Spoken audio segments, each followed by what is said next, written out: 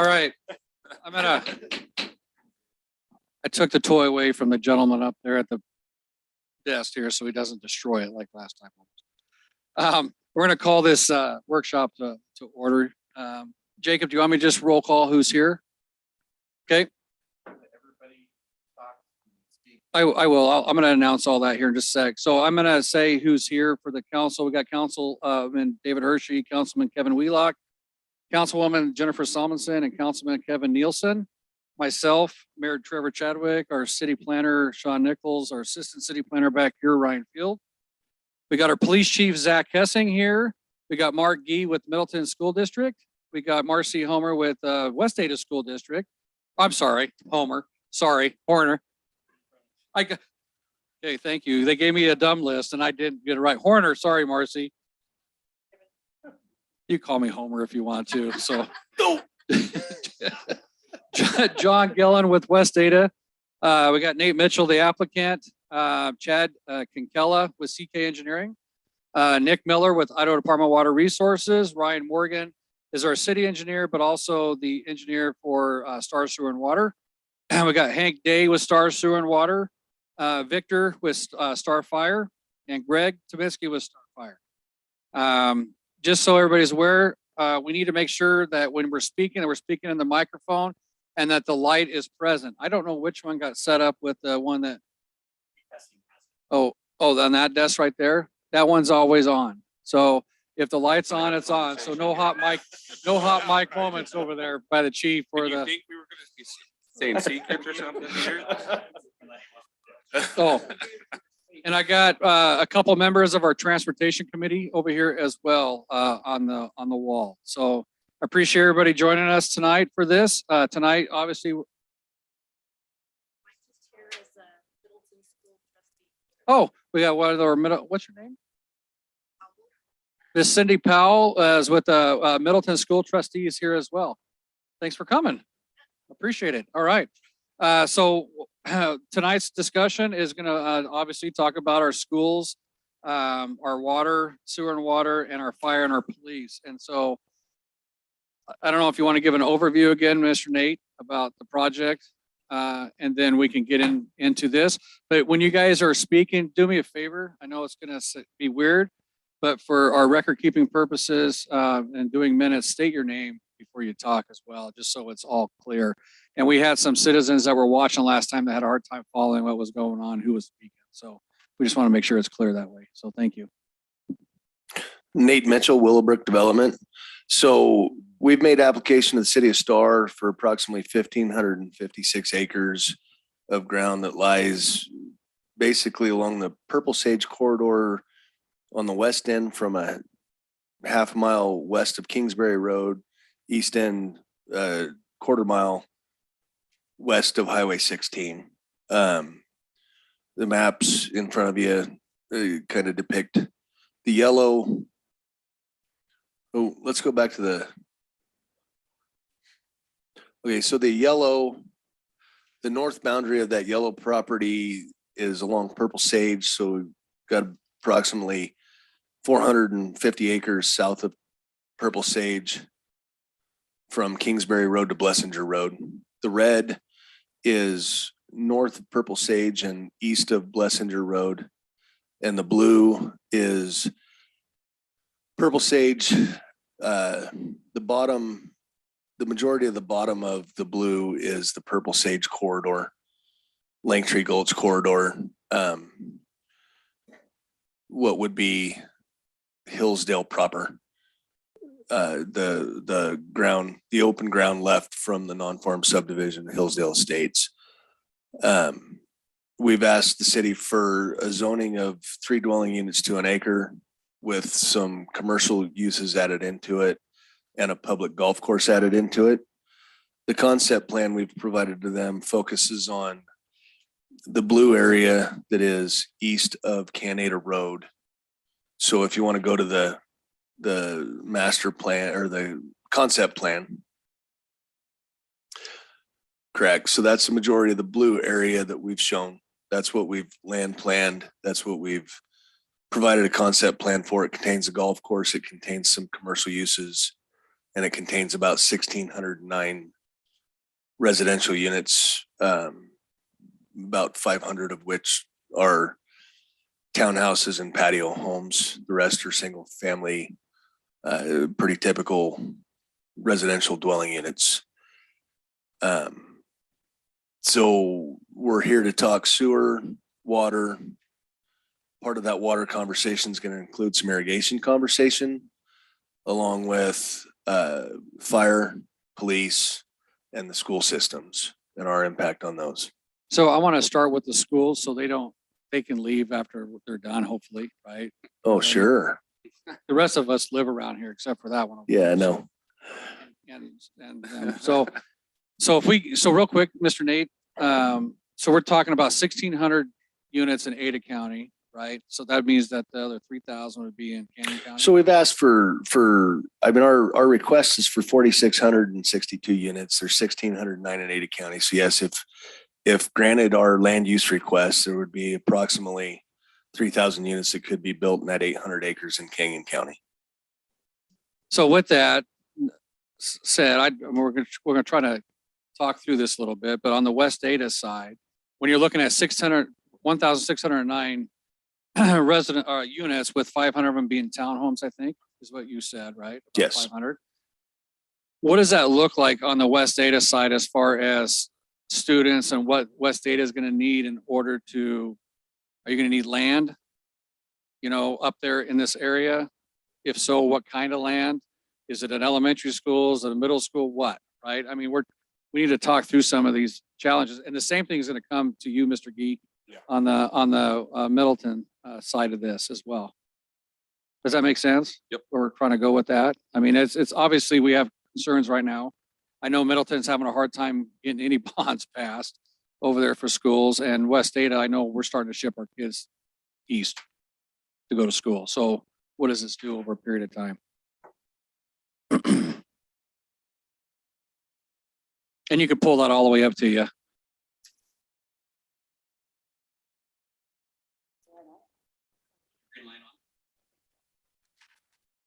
Here, start talking to it real quick and see if it comes on up here. No, All right. there we go. All right. So this is Jonathan Gillen with West Data. We're quickly running some numbers right Okay. now, but just as we kind of take a look at that, I think land will be something you're always going to hear from a school district, right? That's one of the needs, right? From our perspective is the ability to be able to plan and be able to put a school there should the need arise. Okay. It's always going to be something.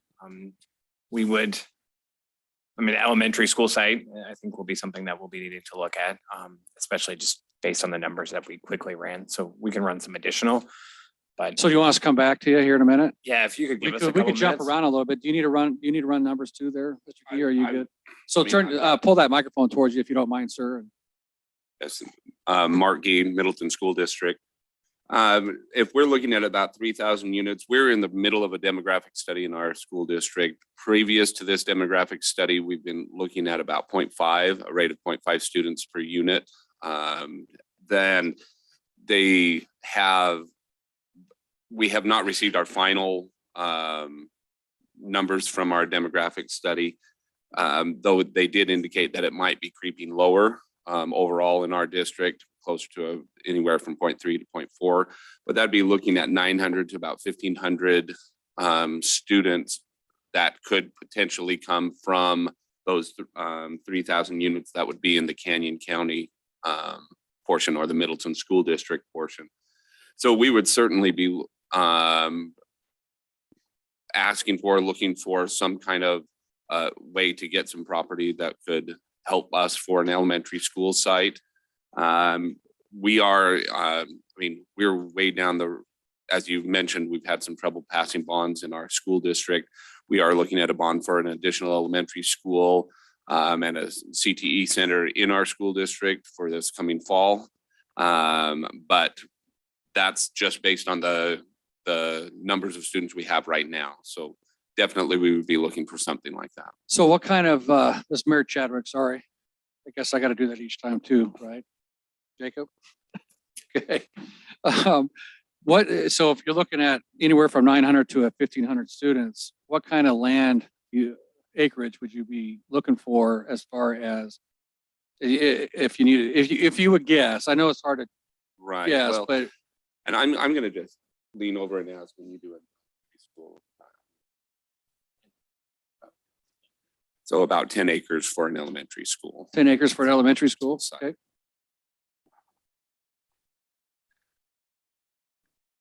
And then, anything beyond that, if we were looking towards any kind of, any other type of school site, it'd be hard to make a plan at this point, because then you'd be talking middle schools, high schools that would be encompassing a lot more property. And I don't know that it would unless, depending on the growth of that area, I don't know that a high school or a middle school that close to the east end of our school district would be where we'd be looking for a property. We'd be looking probably to centralize that between from the eastern end over to the center of our school district. So that's, and that's me without talking about any specific properties at all, but that would be what we'd be looking for. That if we could get an elementary site, that would be fantastic. Okay. And so 10 acres of buildable space, right? On that flat space, I guess. Not a Oh, hillside. no, we want as flat as possible. In fact, if you would flatten it out for us before, that would be helpful. I was in Texas here the last 5 days, and they've got some crazy builds at the way they build some of their schools on some of these hills, which is interesting. Well, and our current site we are looking at for an elementary school, a large portion, in fact, the largest single piece of that project is the land, preparing the land for the build, just because of where it's at. Right. So yeah, we take as flat as a spot as you can get. So Middleton School District is saying 900 to 1,500, and they would need a 10-acre piece for Correct. the school. Okay. Miss Marcy, are you ready? Yep. I'm not going to even say your last name right now. 'cause I don't Marcy know. Horner. I get it. The R and the M squished together.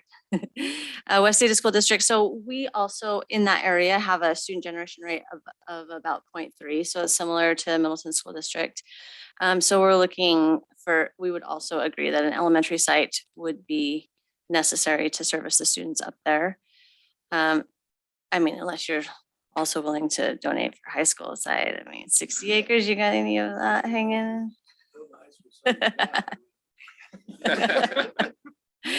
Another thing that would be helpful for us, because of the transportation, would just be some sort of land or something for a place that we could put transportation, a depot or something like that would be very helpful for us and the students.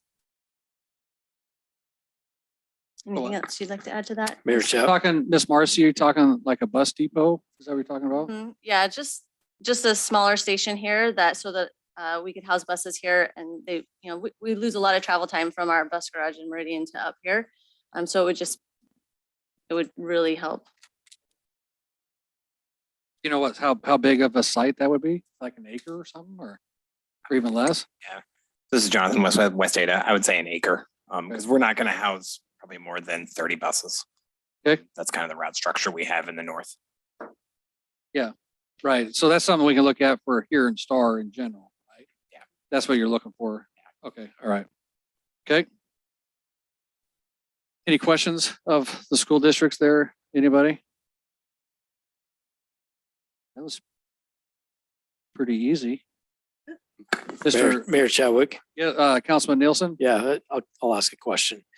The applicant did call out our current site that's allocated for high school. Is that still allocated for high school? And with this development, how does that development impact the timeline and schedule for further capacity in that regard? So Jonathan Gillen with West Data. So yes, it is currently still called out for a high school. And so we'll continue to evaluate enrollment. So what you'll start to see over the next couple of months, we also are engaging in a demographic study. So Davis Demographics is probably quite busy in the Valley. But in addition to that, we're just evaluating our student generation rate.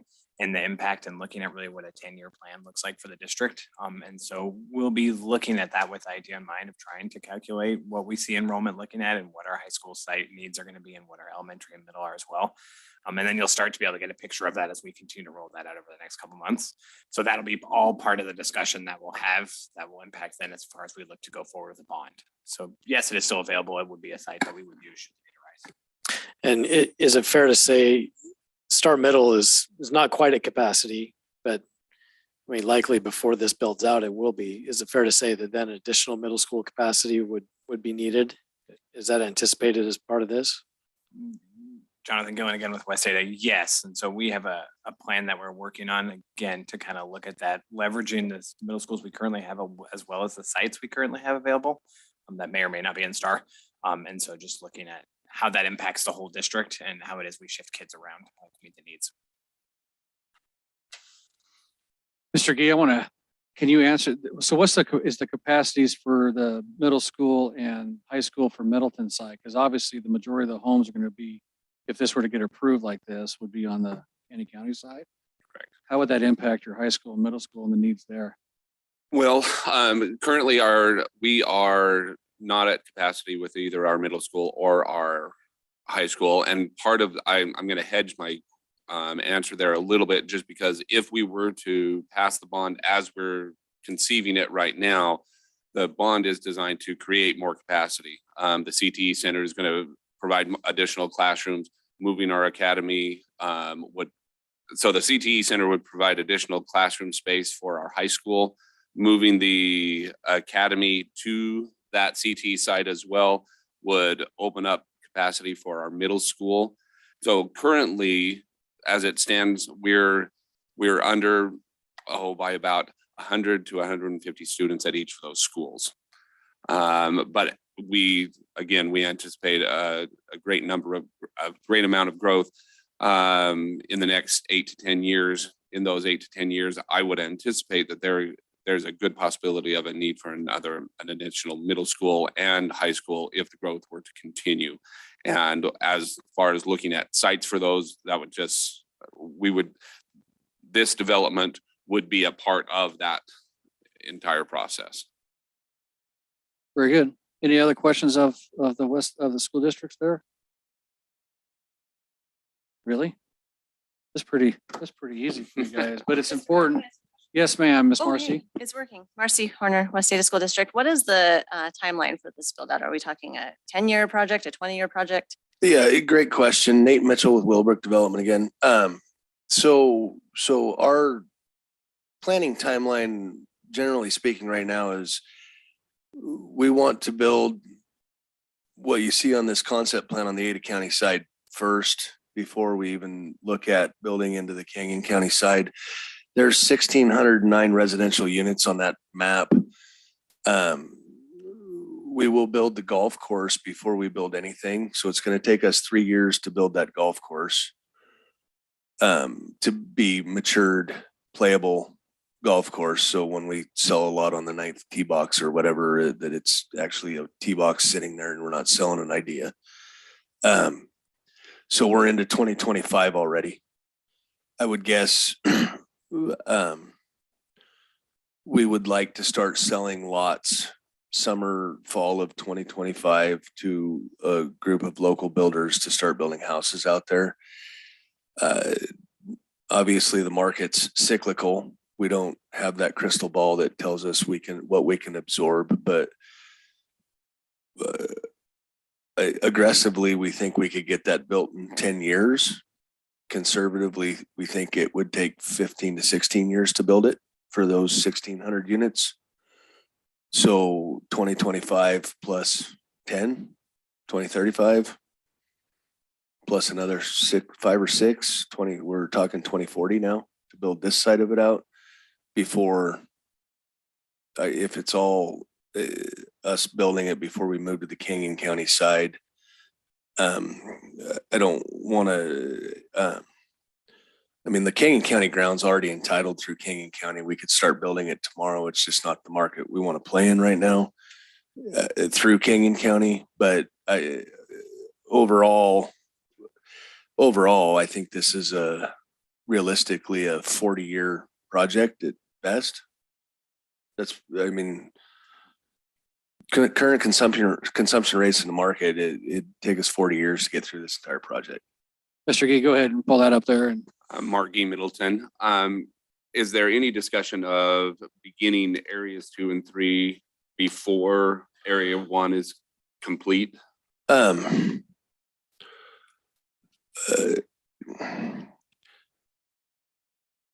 Looking at it from a single ownership, no, there's not. Obviously, Mr. Phillips that owns all the property, Willowbrook Development, could sell portions of this and somebody could start earlier. It would all obviously be constrained under the same entitlement process, under the same development agreement, but we don't internally have the capacity to do more than the Ada County site first. And frankly, the market absorption, trying to start at both ends of this and work in different directions, you're just competing with yourself. If I could just, Yep. So what you're saying is not in the plan, but it is possible, It's always possible. always possible. It's always possible. Those Yes. that they could decide to start building in those areas 2 Yes. and 3. And I think it's important. So I want to back up a little bit and respond to what they've said to the council and to the school districts. The 2 elementary sites are anticipated. That none of that surprises us. Siting, location of which I think needs to be worked on as we work into this. I can't tell you where we're going to be in 4 years with West Ada or Middleton School District. I think we need to have some very good language in our development agreement that protects the city and protects the school district to have some leverage on us for siting of that. It needs to be where it works for you guys. I also think in addition to that, when we talk about middle schools and high schools, we would entertain some language that I've looked at 3 or 4 different examples from different development agreements like Harris Ranch and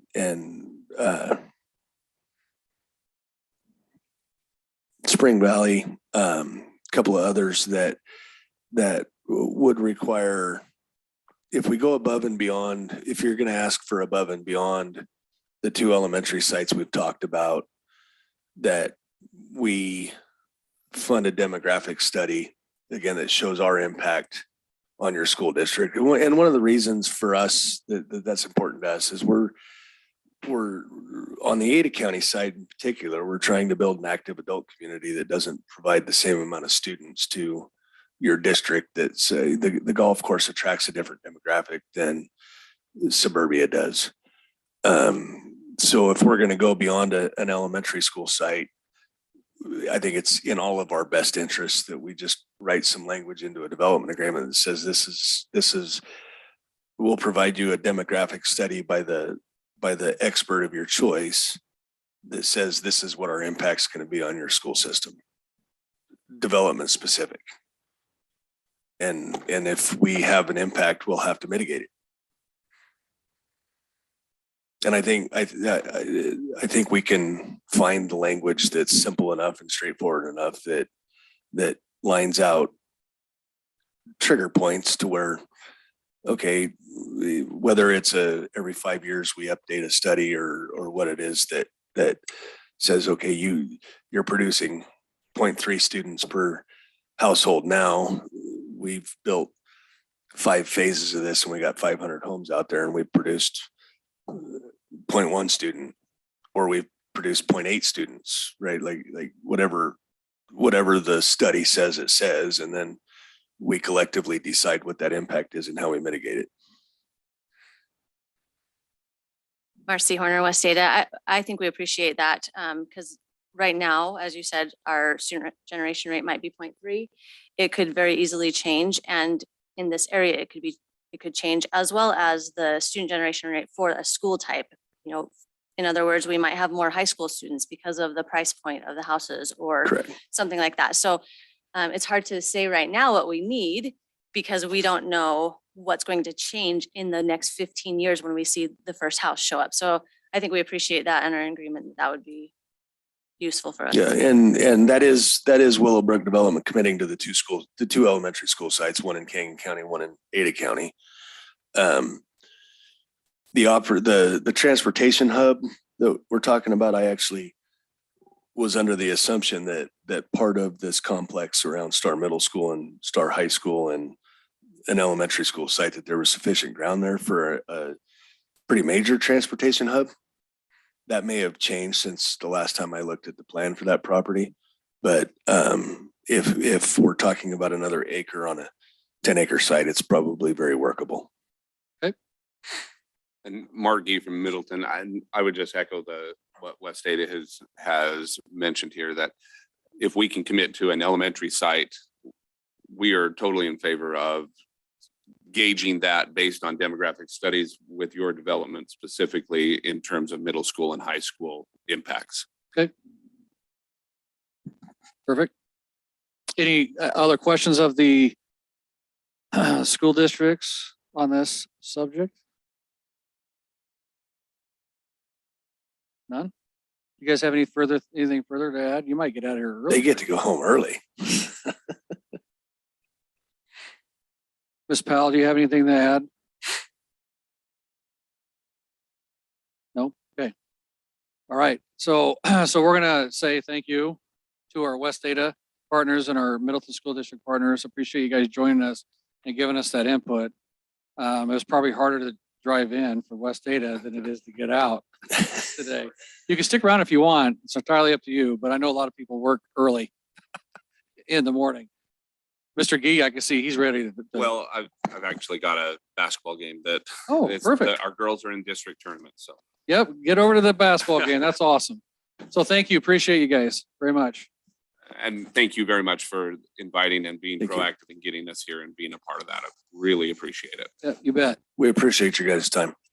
Miss Marcy Horner, I'm sorry again. I feel really bad. So next time we have a meeting, well, With me, Mr. Mayor. Does it say Homer on I'm it? gonna get a shirt. I'm gonna make you a shirt. I'm gonna get a shirt. Dope. Wear it every time. So cool. So we're gonna move on to the sewer and water side of this. So because the water part of that, Mr. Miller, he was generous enough to come out on last minute notice here to be part of this tonight. So. Well, yeah, we can ask what kind of impacts. Oh, sorry. A development like this will have with water supply and also recharging water. If you see stuff like this, I guess sewer and water could talk, or Nate, you want to talk to the water and sewer stuff first? I can give an overview of what we think's going on. Okay.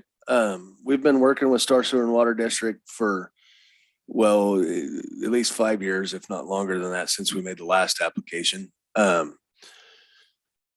Let's handle the easy stuff first.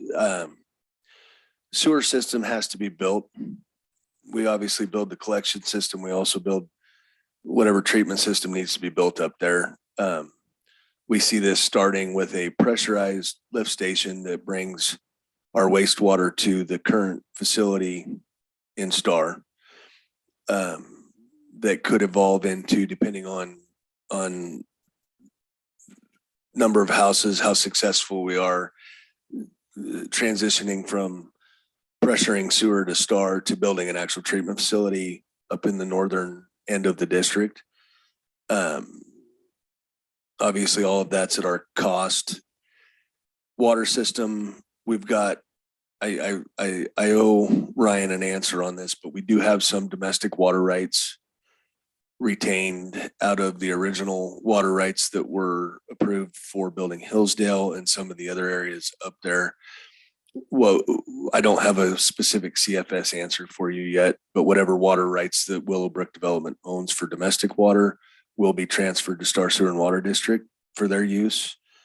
It's my understanding that Star Sewer and Water District also has a significant amount of cubic feet per second water rights that are able to serve this project just like they serve any other project in their district.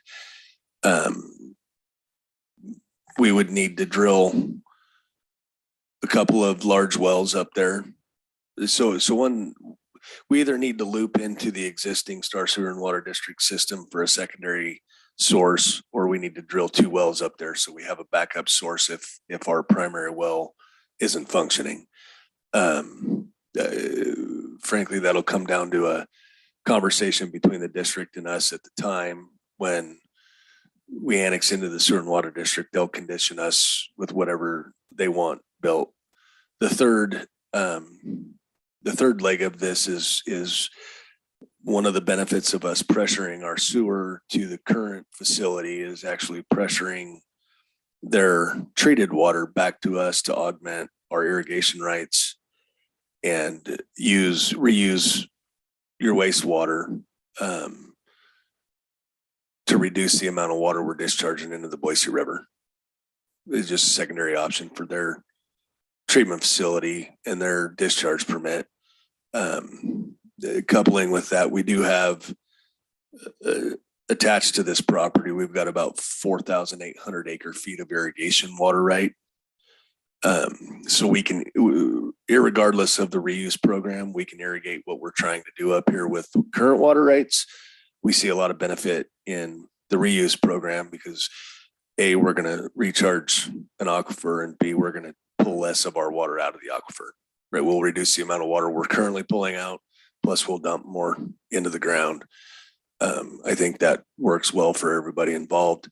That's a general overview. I'd let the district talk to the specifics of what they'll require or won't require. Ryan Morgan, Keller Associates, speaking at this point in time as the Sewer and Water District Engineer. Currently, the Sewer and Water District has reserved 14.4 cubic feet a second of water rights.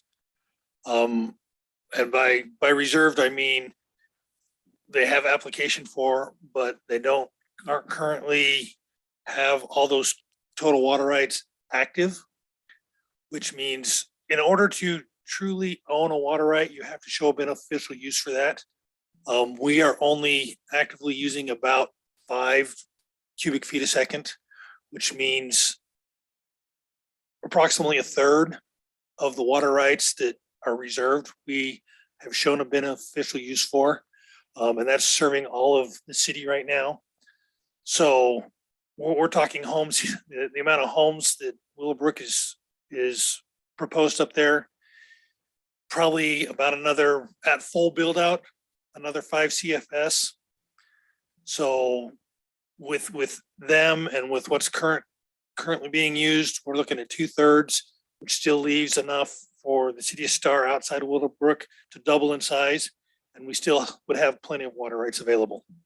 I just want to ask you a question. This is Mayor Chadwick real quick. So you said you have 14 point what? 14.4 cubic feet per second. Is what you have entitled for the sewer district. So the water entitlement that he has, that would be added to Yeah. that number, correct? And we don't know the exact number there, but from what we've heard, from what we've seen, that's probably in the neighborhood of 3 to 4 CFS, which in and of itself is almost enough water to serve their property by themselves.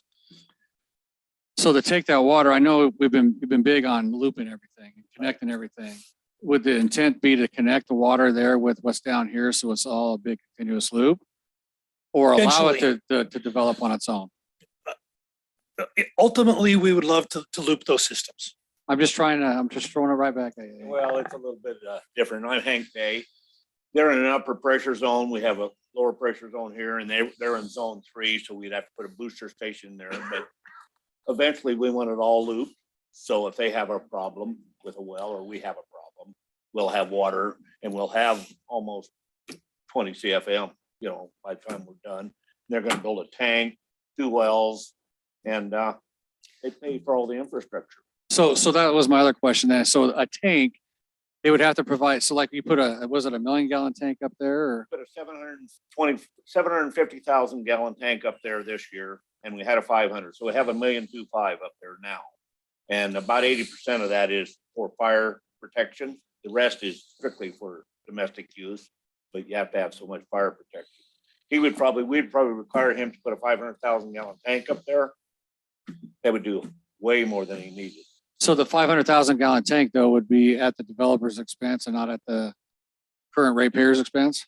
Well, it would be however his condition annexation or, he may pay for part of it and we may partner in that. We're doing another one up here on Highway 20 that they're doing also. They're gonna put a well up there and there'll be a water campus up there that we are also building. And we're partnering with them. They're gonna pay for it, but we're gonna give them credits on some different projects Oh, that they right. wouldn't have to pay a certain fee that they would have to pay that. So the rate users in the city of Star are not paying for his development or the tank. It would come from the development because we have interceptor line fees, we have distribution fees. We would give him credit towards those fees if he built that. Okay, gotcha. So- That's what we wanted to Yeah, make sure. we're not paying anything. He's paying it all pretty much. So Okay. All right, go ahead, Ryan. Sorry. No, that's fair. We're trying to be as transparent as possible with this. And as Nate pointed out, conversations have been going on for several years.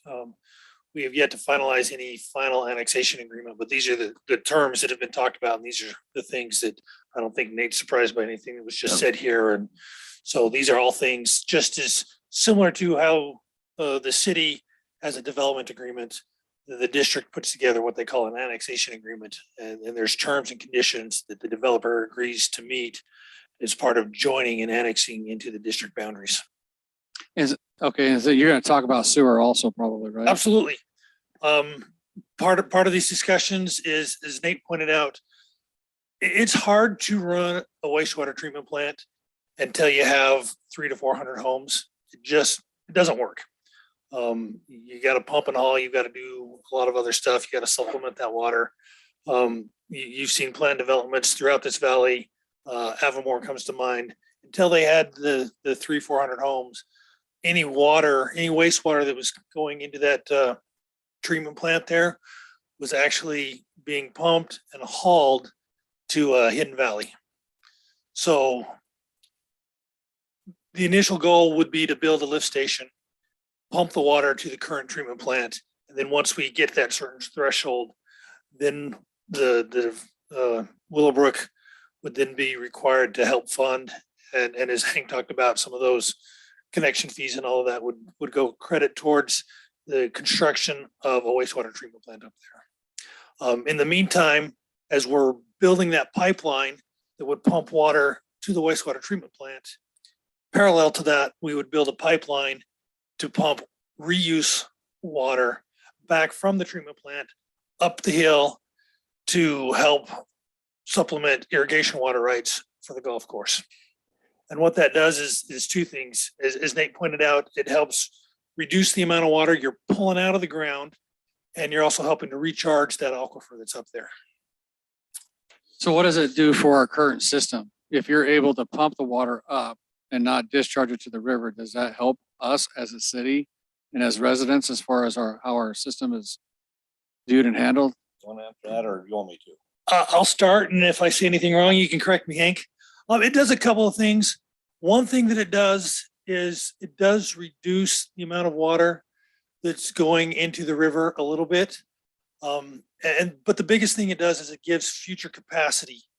The Star Shore Water Treatment Plant currently has an MPDES permit that allows them to discharge X amount of cubic feet of water a day, gallons per minute, however you want to look at it, into the river. Eventually, we're going to run out of that capacity. We've got plenty for now, but what it allows us to do is take that water, be able to locate it in other locations, use it for irrigation water rights, reuse water, and therefore it allows those NPDES permits. It really expands the growth and opportunity for the city. Councilman Nielsen? Thank you. Just curious on that line as it goes back up to Hillsdale, or to this property, excuse me, would there be opportunity for other development that happens along the way to tap into that line and use that as pressurized irrigation for those Yeah, future developments? Mr. I'm Hank, you gotta Day, talk into the and, microphone. there would be, I've talked to the other property owners over on Chaparral, Littles. We did a feasibility study on this 5-6 years ago. before we started the wastewater treatment plant. And right now we're discharging roughly 1 million gallons a day. So we're just throwing that water away. And if it goes up there, we did talk to the Littles, and they have a spot where we could build a reservoir so they could use it. So they wouldn't be pumping also irrigation water out of the ground. So yeah, any of these properties along there, I mean, as Star grows, when we get done with our new wastewater treatment plant, that's designed for a little over 2 million gallons a day. So we'll be having 2 million gallons a day you're getting rid of. And if Star keeps growing, which it's obviously going to grow, pretty soon we're going to have 10 or 15 million. The new upgrade to the seep treatment plant, the headworks building, for example, down there, is designed for 17 million gallons a day. That's the maximum build out for the wastewater treatment plant. So 40 years from now, 30 years, 10 years, however fast it grows, that's all we have to do at that headwork building is take out little blocks that we put in there, put in bigger equipment. We designed that treatment plant now in order to take care of that. And eventually we will have 17 million gallons a day that's got to go someplace, and it's better in the foothills than it is going down to the river and dumping in. So nobody gets any beneficial use of it. So just to clarify, Nate Mitchell again, Willowbrook, I think Councilman Nielsen's question is the subdivisions between here and there, because we're talking the Littles are beyond us. They're actually north of our property where they've also interested in using some of this.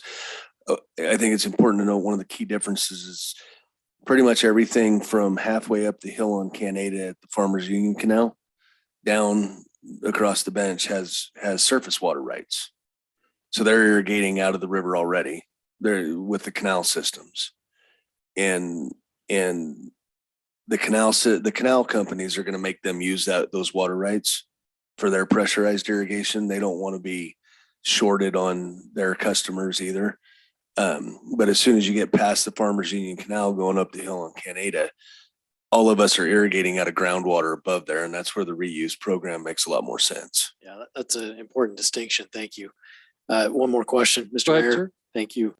So, Mr. Morgan, you talked about this land application of the, water treatment effluent potentially recharging an aquifer. Our wells, as I understand it, are 700 or more feet deep. And I'm just curious, do we know for a fact that land application of water can actually percolate down to 700 feet and recharge that aquifer we're pumping out of, or is that going into a recharge of a different system? I'm interested a little bit in the hydrology of what that area is, and are we really recharging an aquifer, or is that just kind of an idea that seems nice? So municipal wells in this area typically range between 500 and 700 feet. However, private wells or irrigation wells are typically closer to 100 to 150 feet. So recharging the aquifer that's 100 to 200 feet deep, absolutely that will happen. Water will go down until it hits the highest aquifer that it gets to. So it will be absolutely recharging the aquifers of what current wells, because most of the wells up in there right now from residents, from homeowners, from irrigation companies, most of those are going to only be between that 100 to 150 or even shallower. And it wouldn't surprise me if there's wells up there that are only 50 feet deep. So what it does is from the deep aquifer, the aquifer that's 600 to 700 feet, because there's multiple layers of aquifers that run through this valley. So are we recharging where some of that well or municipal well water is coming from? Probably not, but we're definitely impacting and benefiting the upper aquifer where a lot of the existing homeowners are drawing their water from. So can we have Mr. Nick? Do you want to talk about that from the IDWR perspective at all, or? Sure, I can. This is Nick Miller. I can make a couple of comments on that, and I guess I have a couple of questions too. One, yeah, that's a good point of will the land application actually recharge the municipal aquifer? And I guess, things underground are sometimes kind of opaque, so you don't really know. But one thing that it would do, I would imagine, depending on the depth of the irrigation wells that you guys are using to provide your irrigation water, is it offsets that, right? So if their irrigation wells are also at that 700, 800-foot level, you're getting the same benefit because you're offsetting the amount of water that they would otherwise be pumping out of those wells. So that's still helpful. So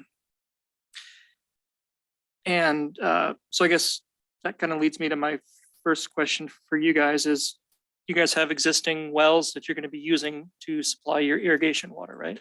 We do. You do, okay. And are those deep wells or are they? They're deep. I think the shallowest of them are about 400 feet and the deepest about 660 feet. And those wells are entirely separate from any of the domestic water that you Correct. guys would be supplying? They're a dedicated groundwater right for irrigation purpose only. All right. So, and those rights wouldn't be turned over to the Star Sewer and Water, and those wells wouldn't be turned over to them, would they? Would that be part of that? There's no plan for that at this point. If we needed capacity to try and obviously there's a process we could convert irrigation water right to domestic water right. That would be a public hearing process through your guys' agency that we and the district would have to go through together. We haven't really discussed that at this point because I think we've got a pretty good grasp on the domestic water side of things between the district and us. If the reuse program works to where we don't need the irrigation water rights, we've already got, I think we've got 1,200 acre feet in the water bank currently. I would anticipate as we reduce the amount of water we use, we'd put those water rights into the water bank as opposed to transferring them to another entity to use. Okay. And so the existing irrigation rights that you guys have, I took a quick look in our database this afternoon before I came down here, and they're kind of piecemeal, patchworky sometimes. And so you will have to go through an administrative process with the department to change the place of use for those water rights and the point Correct. conversion to kind of make sure everything lines up with where you intend to use it. Correct. Just want to make sure you guys were aware of that. Yes. And if you were intending to tie those wells or convert any of those irrigation rights to municipal and turn them over to the Star Sewer and Water, that would also have to go through a nature of use change. And Correct. it would have to be changed from irrigation to a municipal use, which isn't really a one-to-one Correct. change. And even though Star Sewer and Water probably does deliver some water for irrigation, we don't usually allow irrigation rights to come into the same system as a municipal system. No, and I There's can tell you that there. the current wells that we have don't meet municipal standards. If we'd have to go through your transfer or change of use process, and we would end up having to drill new wells should any of those water rights want to be transferred for municipal use for domestic purpose. All right, and I guess for Star Sewer and Water's benefit, sounds like these guys are anticipating drilling 1 or 2 wells up there that they will tie into your system and divert Star Sewer and Water rights out of. Right. So you guys have, I think, 3 or 4 municipal water rights that currently are diverted out of 7, I think pretty soon 8 wells. Or Well, actually. 6 or 7 wells. We're I only think. using about 3 wells right now. But you got some redundancy But built in and the we water can rights use them, authorize so. that. So in order to divert your existing municipal rights, including that RAFN permit that you guys have for reasonably anticipated future needs, the new wells that are drilled up on their property will need to be tied into the system. Yeah. So they will need to be tied together for that. And to the extent that they hold any domestic water rights, I was looking just briefly for any domestic water rights up in this area, and I see that 4 CFS roughly worth of water rights owned by Hillsdale Estates. There was some. So when Willowbrook Development turned over that water system to the homeowners association, there were some water rights retained. I'm working to. I've got a stack of paper about this tall. I'm working to figure out actually how much is being used by the Hillsdale Homeowners Association and how much was retained by Willowbrook Development. obviously, I think it's important for everybody, particularly the Hillsdale residents and everybody that's listening. We have no control over or no impact over whatever current water right they are using. We can't impact that. We will not be able to take their water or right, like whatever amount of water Willowbrook retained from that transfer to the homeowners association through you. I mean, you guys are the ones that are going to verify what we actually own. Okay. And what we actually own will end up being transferred through your process to Star Sewer and Water District. Okay. All right, yeah, because right now that right in its entirety is in the name of Hillsdale Estates. And so it sounds like you guys might have had some kind of agreement at the time you turned the right over to them. Well, that I've got retains some of it. orders I've got actual orders from IDWR signed that retained water, that transferred certain amount to Hillsdale, kept certain amount under Willowbrook development.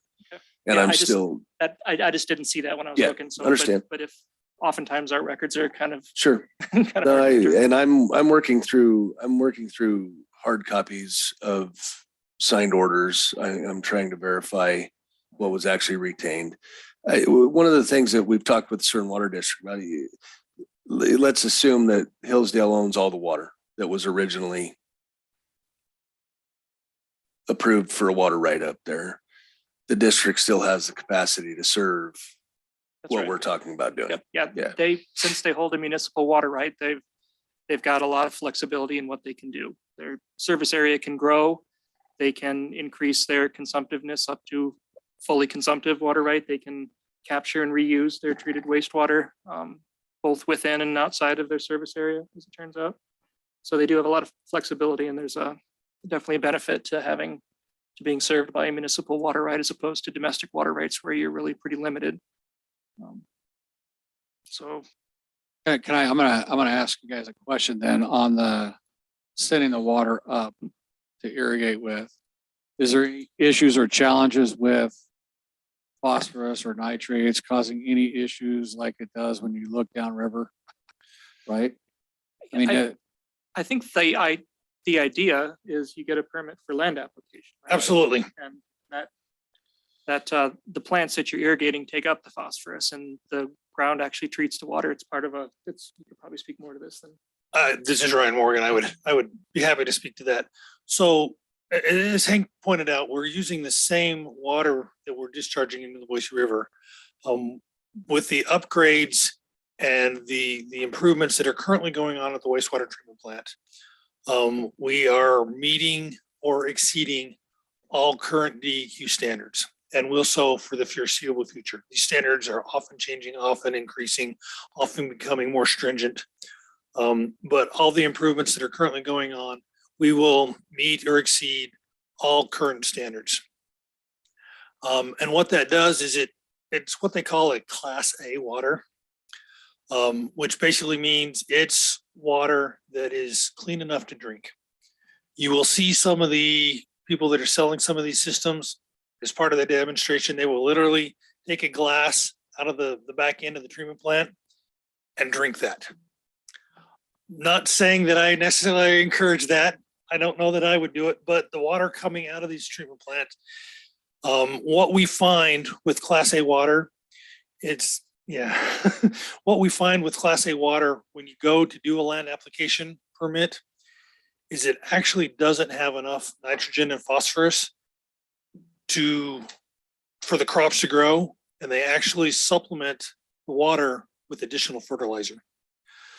And what you will actually find is if you go out and if you test the water coming out of the aquifer right now, and you test the water that we are applying to the ground, typically the water that we are applying to the ground has less nitrogen and phosphorus in it than what's currently in the aquifer. So we've seen that time and time again in multiple projects when we do land application projects. There are areas that are south of the freeway that are what they call nitrogen priority reuse areas. There isn't any of those that I'm aware of and Nick, you might correct me, but I don't think that there's any of those over here on this side of the Boise River, north of the Boise River. But the water that we are pulling, or that we would use for the reuse here, would be clean enough that we could apply this water in the nitrogen reuse priority areas. So as far as degradation of the aquifer, in the long run, we're actually probably making it a cleaner, less nitrogen, less phosphorus aquifer than it currently is. Okay. Did you have anything to add to that, Mr. Nick? Before you, Mr. Kevin, I got Kevan that wants to ask a question. Just so you're aware, but go ahead. Did you have anything you want to add to that? Okay. Nothing. Nope. Mr. Wheelock. I have Councilman Wheelock. I have a few questions. I've been hoping for a minute now. So I want to go back a little bit to the Star Sewer. And maybe these come to you, Nate. As that connection's made for the sewer from the lift station, what's the benefit, if there's any benefit, to the Hillsdale residents? Are they going to be able to hook onto the sewer and use that facility as the sewer line is coming through their area? So one of the things that we've discussed and actually our civil lead, Chad, and I have discussed, where we've got road intersections with existing roads where we tie into these existing roads, and we've got opportunities where we can tie collection lines in. I don't think we have a problem stubbing lines, leaving stubs for future connections. We have no intention of running sewer to all of Hillsdale. But the capacity, if we pull up the master plan of the sewer districts, this is a little bigger picture map.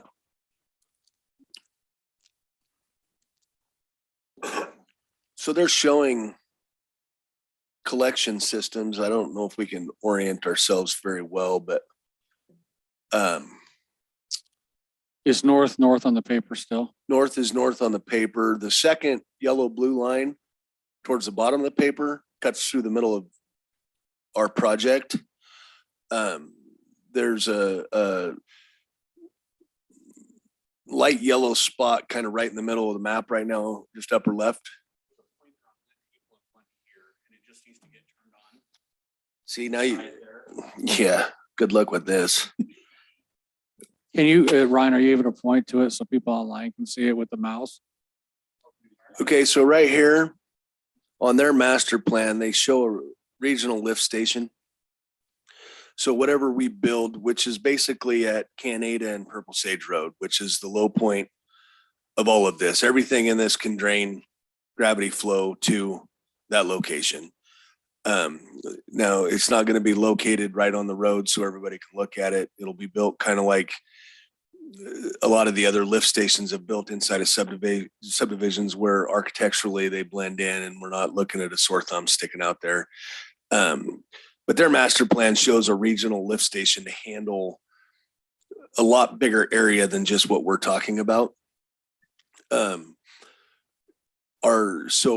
if you guys understand lift station construction, basically what we would do is size our wet well, the collection box that everything comes into, big enough for the regional lift station. And we'd put whatever pumps in that are required to pump what we're producing.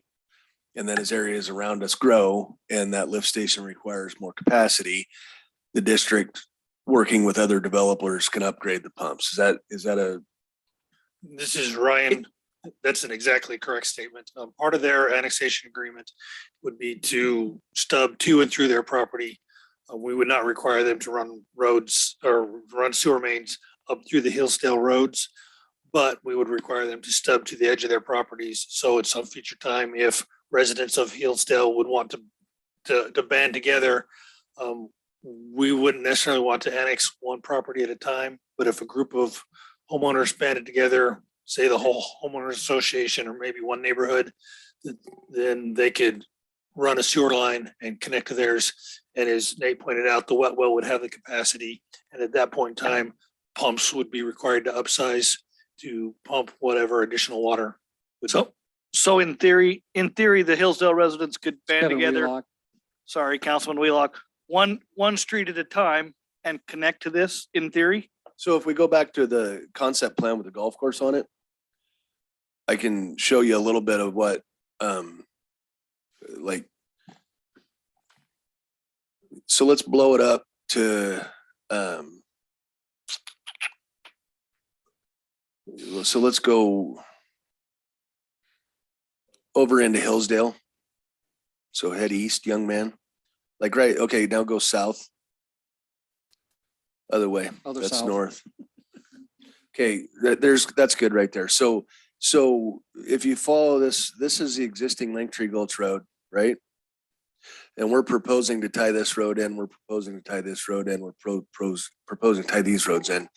So at each one of those intersections and at other places where it makes sense throughout that plat, where we've got access without going through people's yards, we would provide a sewer line that they would make us size to handle. So if this group of Hillsdale homeowners septic start to fail and they all just want to connect to sewer, they've just got to come down in the road and tie into our sewer line. But that would obviously be something they decide. It would be something they pay for. It would be, but we'll leave a stub out of the sewer line there, manhole or whatever is going to be in the road to where they could tie into it. So this is Ryan Morgan. In theory, yes, they could band together one street at a time. Oftentimes, depending on how many are on that street, then it overwhelms the pump capacity. And so sometimes it's more cost efficient if you get multiple streets that will band together, because to go from a 10 horsepower pump to a 15 horsepower pump can cost X amount of dollars. And a 10 horsepower to a 15 horsepower increases significant pumping capacities. And so the more people you can get to band together, obviously the cheaper it comes per person involved. Yeah, I would hope this Councilman Wheelock, I would hope there was a way that we could communicate that to them at some point, whether it be through the sewer district or the development, whatever that ends up being, so that they know as a group, it's in their best interest to answer that question as a subdivision. Yeah, and Nate Mitchell, again, I like our intention is, and then the district will require this, whether it's our intention or not, but wherever we terminate a line or wherever we end up with a collection system that has an opportunity to be used in the future, they're going to make us do that. Whether it ever gets used or not totally depends on the other users. If Hillsdale's septic systems never fail, Good for then them. Good for them, right? I mean, those first houses were built in 1996, 97. You know, we're 25, 26-year-old septic systems. Most of those lots have replacement drain field areas on them. They can get another 30 years out of them. It may never be an issue, but the district, while we're up there running sewer lines around, is going to make us leave stubs in appropriate places for future connections should they be needed. Perfect. Councilman, the next question I have goes back to the water for the Hillsdale residents. They have their own wells currently, domestic, and I'm assuming irrigation wells. I don't know how that works. You may have a better. Yeah, take so on that. I can give you, I'm not going to speak as an expert on the Hillsdale water system, but they've got, I believe, 3 private wells that run a community water system that provide both irrigation water rights and domestic water rights. So they don't have individual wells at every one of those lots up there. Right. They got a community system. They've got 30,000 feet of pipe in the ground, and they distribute that water out of those wells looped together. Yeah. I've pulled them. I know where the wells are. What's the chance that your Willowbrook's going to drill a well that's deeper that ends up drying up one of their wells? How do we protect them from that? You've said over the time that whatever impact you had, Willowbrook would take care of it. How do we prepare for that? I'm actually going to ask IDWR to give us an idea of how you protect existing wells from new wells. Well, that's kind of a long answer. This is Mr. Gibb. So, groundwater isn't treated the same as surface water. With surface water, everybody knows first in time is first in right. So if you've got a senior priority water right, it's pretty easy to see when the water's not there and you curtail the junior user to supply the senior user. With groundwater, it's a little bit of a different situation. With groundwater, there's typically enough water in the ground to satisfy everybody. Like I always like to envision there's this big bathtub underground, right? And the challenge normally isn't, is there enough water there for people? Like, is the stream dried up? It's, do they have access to it? Is your straw in just at the top? Or, and so I think what the legislature has said is that they don't want to tie up development of the entire bathtub just because somebody's well only goes in the top couple of inches, right? So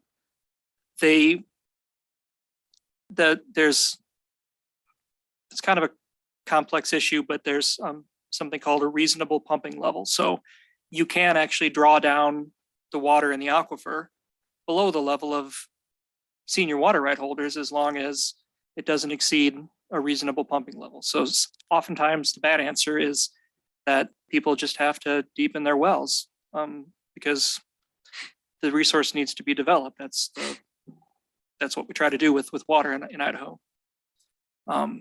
So there really isn't a guarantee that it's not going to impact their well if somebody drills another well. That being said,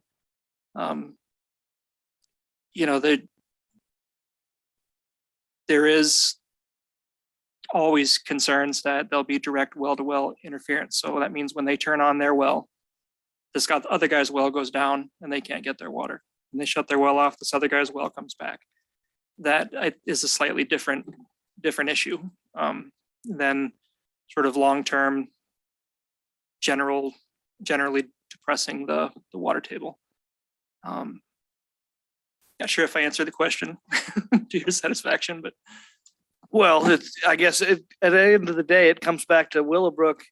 Should we recognize that as a long-term problem that came about because of the extra well? Are you comfortable lowering their well if that needed to be? We're talking about a well at that point that Star Sewer and Water District would have control of, not us. I don't think, I think the practices that Star Sewer and Water District use to produce their wells, locate their wells, we've not run into that problem before. I'm not going to commit tonight that I'm going to re-drill Hillsdale's wells if they run into problems down the road, because there's so many variables that can come into that. They're drilling new wells right now, or have recently in the last 12 months anyway. Whether or not it was because they weren't deep enough or because they weren't drilled properly or they weren't maintained properly or screened properly. There's just too many things for me to commit to saying, yeah, I'll just go re-drill Hillsdale's well. If somebody proves to us that we directly had a negative impact, we'll do what we can to mitigate it. this is Nick Miller again. I guess I would also add that if they did drill a new well and went through a transfer process to add Star Sewer and Water's water rights to those wells, that would be a public process, and Hillsdale Estates would have an opportunity to protest that and make those kinds of arguments and negotiate those kinds of settlements. Perfect. Thank you. Okay, Councilman Nielsen. Thank you. I guess just to clarify on what you last said there, Mr. Miller, that hearing would be with the Idaho Department of Water or with Star Sewer and Water? It would be an administrative hearing. So whenever somebody either files for a new appropriation of water or files for a transfer, which is a change to one of the elements of your water right, like adding a new point of diversion to your water rights, that's advertised in the newspaper and people in the public can protest that. And when they do protest it, that creates a contested case before the department that can be resolved through a hearing with a hearing officer. It's an administrative hearing. Normally, those hearing officers are at the Department of Water Resources, and that decision that comes out of that hearing can be appealed to the director of the Department of Water Resources and then on up to district court and the Supreme Court, et cetera. Yeah. Thank you. Go ahead. You got another question? Well, how long ago was that? You expected me to remember my question? I'm sorry. I forgot to go with Mr. Wheelock at the time. Yeah, I completely forgot what my question was. It was a super important one too. So I just want you to know that. Okay, all right, good. Are you saying I'm long-winded? No, it was, I think it was the number of questions. No, I'll defer for now. Okay. Anything further to add there, Mr. Ryan? On the sewer and water side or? I don't have anything further to add. I mean, we're happy to answer additional questions, but just know that this is stuff that has been known for a while. As Nate pointed out, conversations have been had. I will point out that we have applied for, they're called letters of interest, that we have applied for DEQ to update the sewer and water master plans for Star Sewer and Water District. We anticipate finding out whether that funding is available in June of this year to help supplement costs to update the master plan to include more detailed information that we are now receiving for this. Those usually take a year to finalize. So by this time next year or shortly thereafter, we plan on having brand new 2022, 2023 updates to the sewer and water, both the sewer and water system master plans that will look at the potential impacts. And as part of that, the public is always welcome to provide comments. Okay, Councilman Nielsen, I don't want him to forget it, so let him answer. Yeah, it came back to me. So going back to talking about nitrogen and phosphate levels, just curious if there would be a requirement for monitoring wells placed around the property for this land application. Most of the time, for a lot of systems, yes, but I don't think that is a requirement for Class A. I do have one more. Do you have a question too? Okay, hang on one sec. So just real quick, most people think of when we're talking about a new sewer system being placed up there in the hills, a lot of people think about the old lagoon style systems. So explain to us what a system would look like if this was placed up there in the Hillsdale area. I'll let Ryan talk to that. Yeah, he better tell you. He's the engineer. So most of the time, these systems are currently the process that we are installing in the new system is called a MBR, membrane. I don't know all the bioreactor. These are oftentimes they don't always, but they can be enclosed in buildings. As you drive up Highway 55, as you pass Avamore, the building that you see on the right hand side there, it's one of the biggest buildings that you pass as you're driving up. It's the first one that you hit. That is the Avamore wastewater treatment system building. As you're driving past it, 95% of the people don't realize is that's what that building is. It's fully enclosed. You're not going to have odor. You're not going to see what's going on. These systems are most of the time the newer systems. You don't know that they're there. You definitely won't smell them. There's something that you can have. It's not open lagoons. There's no ponds out there. If there ends up ever being a pond out there, it's a pond of the reclaimed Class A water that would be maybe part of the golf course or something like that. That would look like a water amenity. Okay, thank you. And Nate Mitchell, can I add something Yes, to sir. that? Go ahead, The folks that own Avamore have been gracious enough to us that if anybody wants to go tour something like what you would see once we determine a treatment plant facility up there, they're happy to let people in and see exactly what these types of plants look like. It's the same plant you've got down here.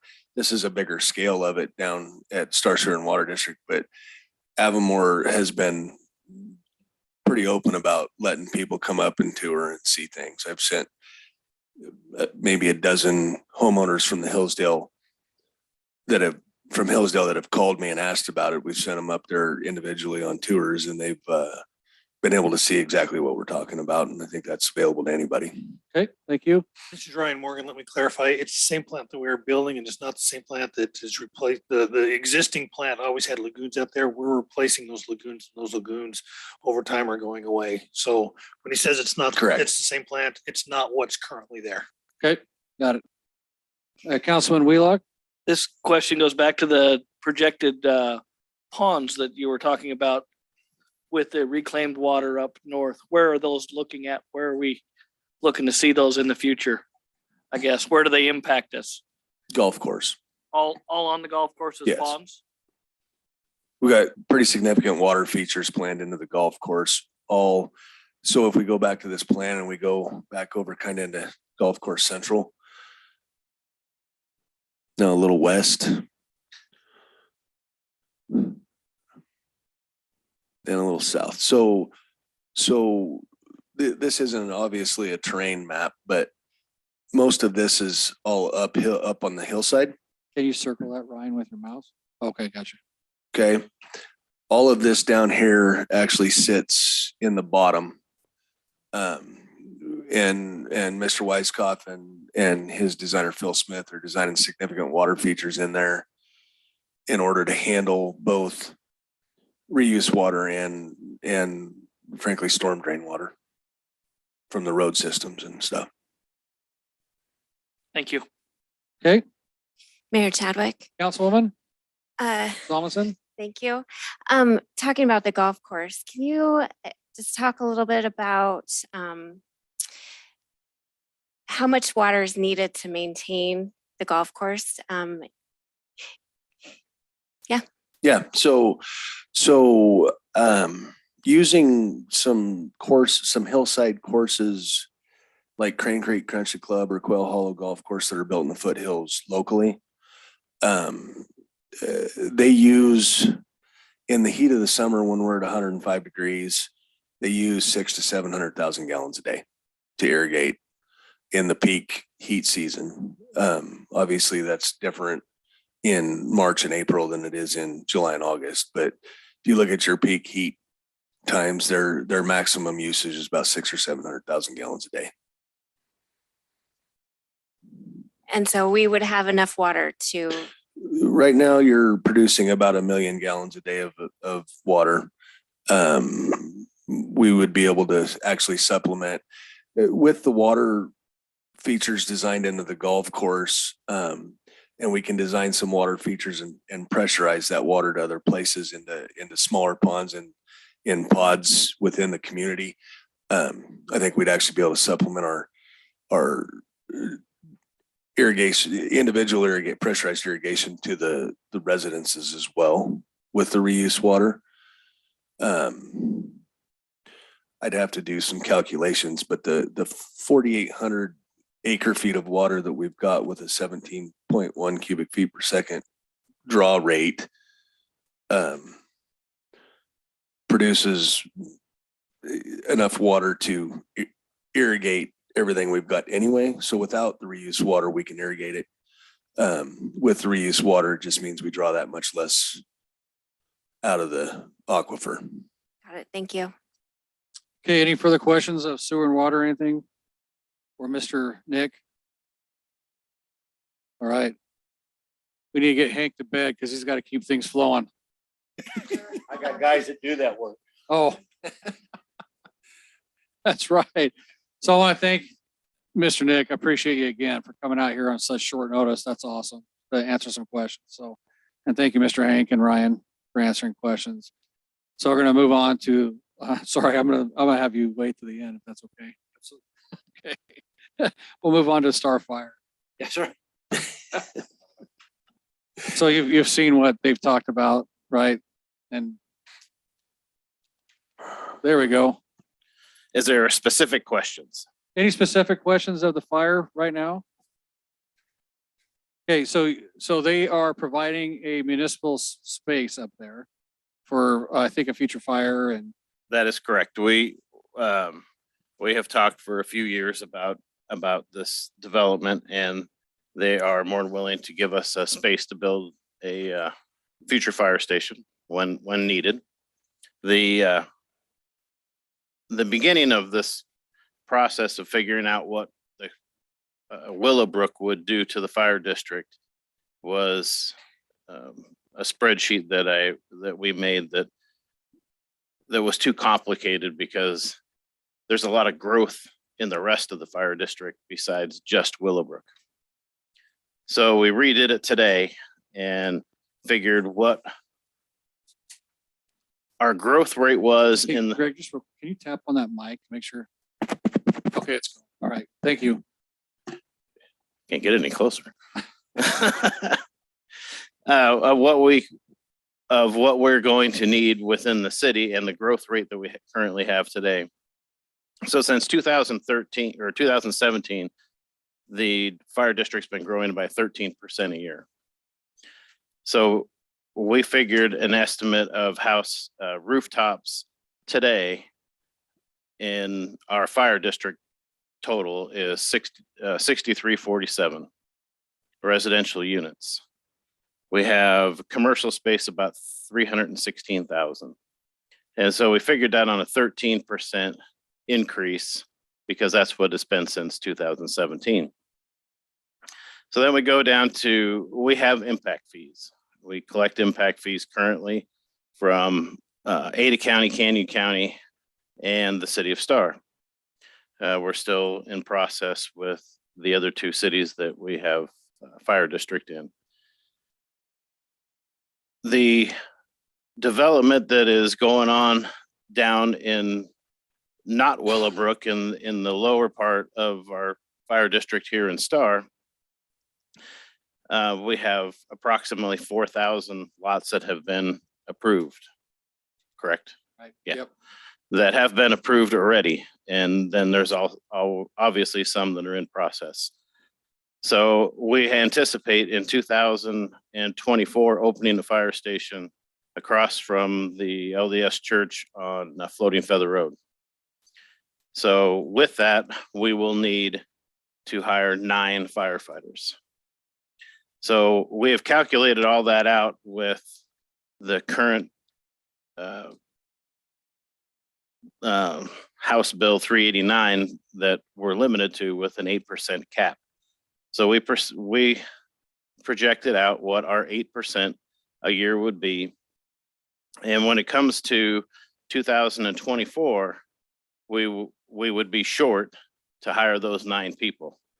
That would be a determination of our board if we use some savings to supplement that, because it only takes 2 years to take care of that deficit that we created during that time.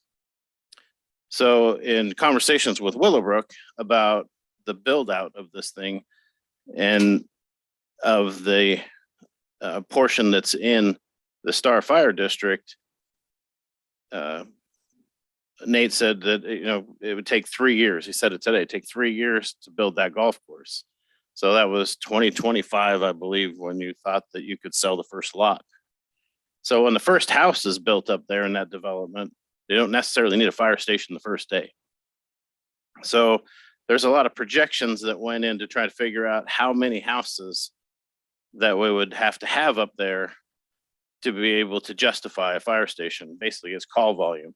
The only problem that we have for the Hillsdale that is currently in that same area is our response time. So we'd like to have a fire station sooner than later, and that's for insurance rating purposes. Well, right now that's a 9 in the ISO rating. It has water, but it's over the response time required. So when we put a fire station in that area, that's going to significantly help those people, which could probably save them up to $500 a year in fire insurance.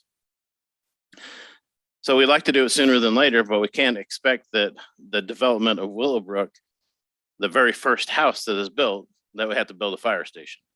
So trying to figure that out, we just went out to 2027. In 2026, I'll back up a little bit. 2026, we're out of the deficit from the 2024 fire station that was built down here in this area to cover this part of the district. So if we built the fire station in 2027, which would be pretty quick, I don't know that, we don't know for sure if it's needed that soon.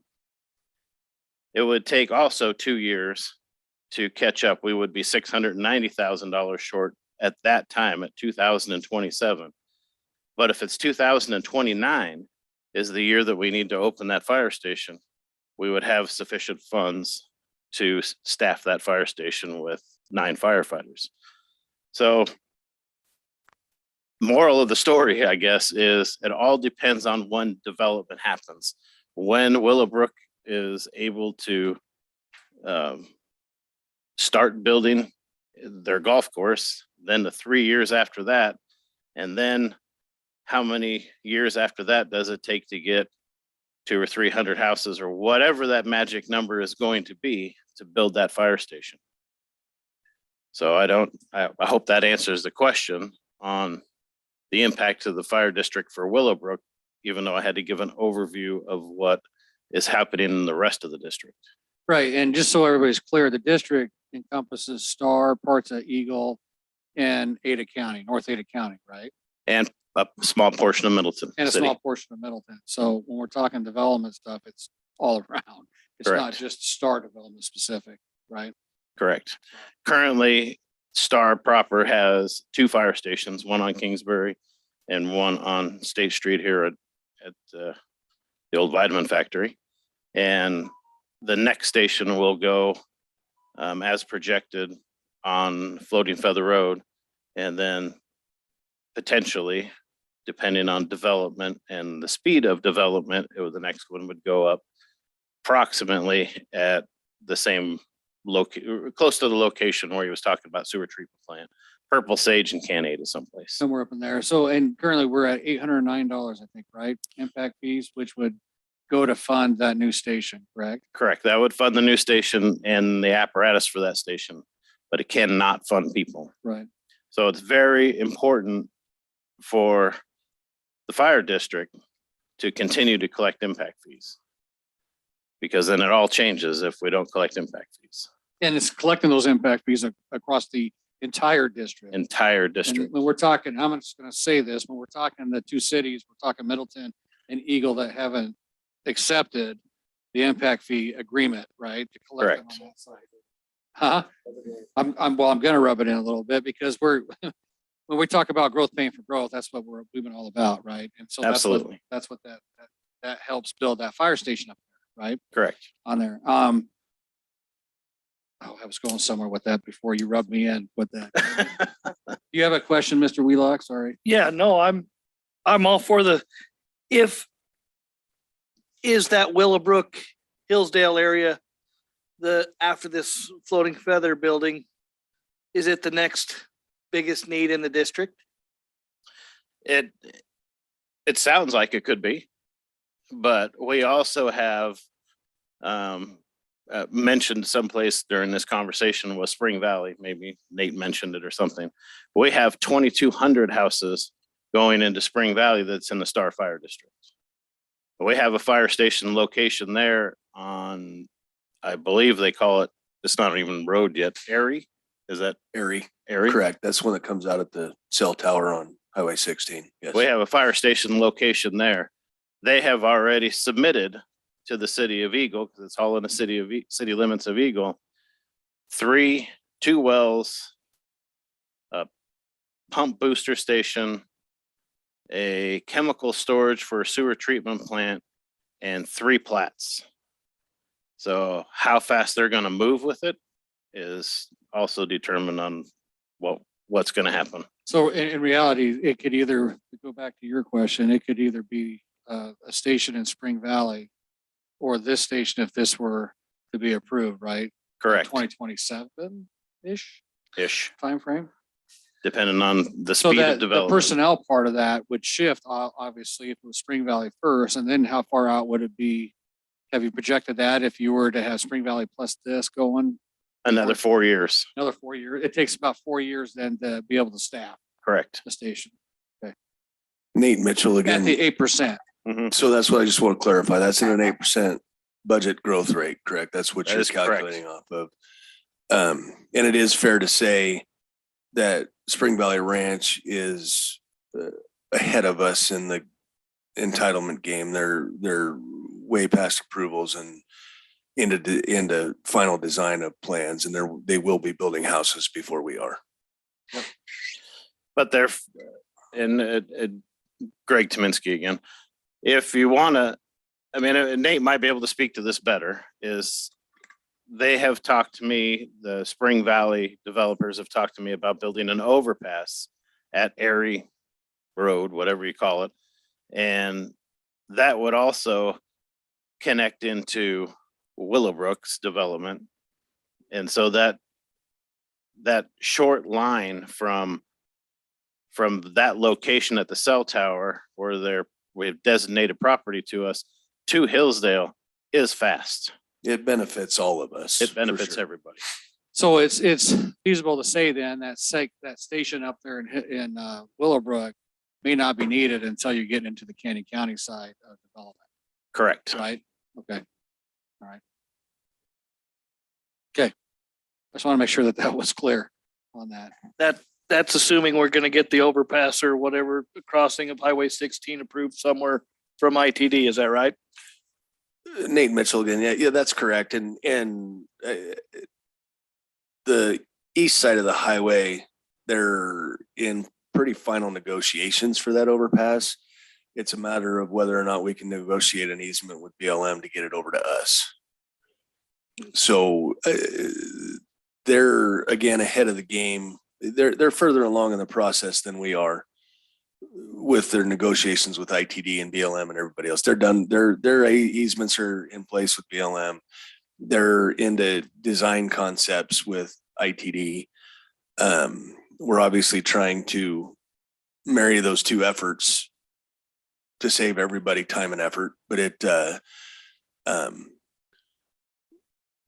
even if we aren't on a timeline to where that arterial road across BLM into Hillsdale is built or approved or any of that, that station, I think it's fair to say for the fire district that Spring Valley will provide space for on the east side of the highway, still significantly reduces the response time to Hillsdale. Like, even with if they come down to Deep Canyon without the other road, they're still 10 minutes closer than they are today, which gets them probably within their response times for a better ISO rating for insurance savings and all of that. Greg Tominski again. Yes, that is correct. Okay. Yes. So Ryan Field, City of Star. So one thing the mayor's often said is let's think outside the box. So I don't even know if this is out there, but I want to put it on the table because I'm assuming that Chief Hessing's going to also say the same thing. Is it possible, knowing that we have to open the station in 2024, I'm sure Chief Hessing's going to give us something similar, that the developer would be willing to set up some type of fund that would help, and I don't even know if this is legal, but that would help offset the cost of some of those employees and allow the fire district a chance to catch up, knowing that the first house, you want to open a new house in 2024, but they're not even going to look to start to want to go after building permits until 2025, 2026. I just wanted to put that out there. I hadn't heard that yet. You look puzzled, Mr. Gregg. What he's saying is it's a funding mechanism to get those people in place until such time that property taxes would pay for that. That Greg Tominski again. That would be great. But 2020, I heard what puzzled me was 2024. 2024 is the station that will go on and Floating Feather. 2027 is what we're looking at for the Willowbrook station. So we could, it's something that we can discuss. It's going to come up with the police side too. A little bit, Sure. probably. Just so you're aware. One more item that I did want to add to it that I didn't add when I told you we're going to build a fire station up there. We're going to co-locate in that fire station. We'll have a place for police as well. Right. So we're going to have an office in there when we build the fire station for the for the police to use if they need to do reports, restroom, whatever. Arrest somebody. There's You no sell 'em, jail, right? no. Okay. Hey, it's Ryan. I just want to clarify that. So my thought process is, though, it takes you 2 years to, chief, to catch up. So if they could help offset the cost so that in 2024 for Floating Feather, you didn't go into a deficit, that perhaps then by the time it comes 2027, you might be able to staff the Willowbrook station because you didn't go into a deficit. So now instead of trying to erase a deficit and increase your fund, you would already be increasing the entire time. Thinking, I don't know. I don't know if that's even possible. I'm just trying to find a way. I'm just wanting to try to think outside the box. Man, Mayor That's even Chadwick. something we could do. I think it's a great idea. I don't know the legalities of it. That's probably more of a question for Chris. Anything's legal in a development agreement. Councilman Nielsen?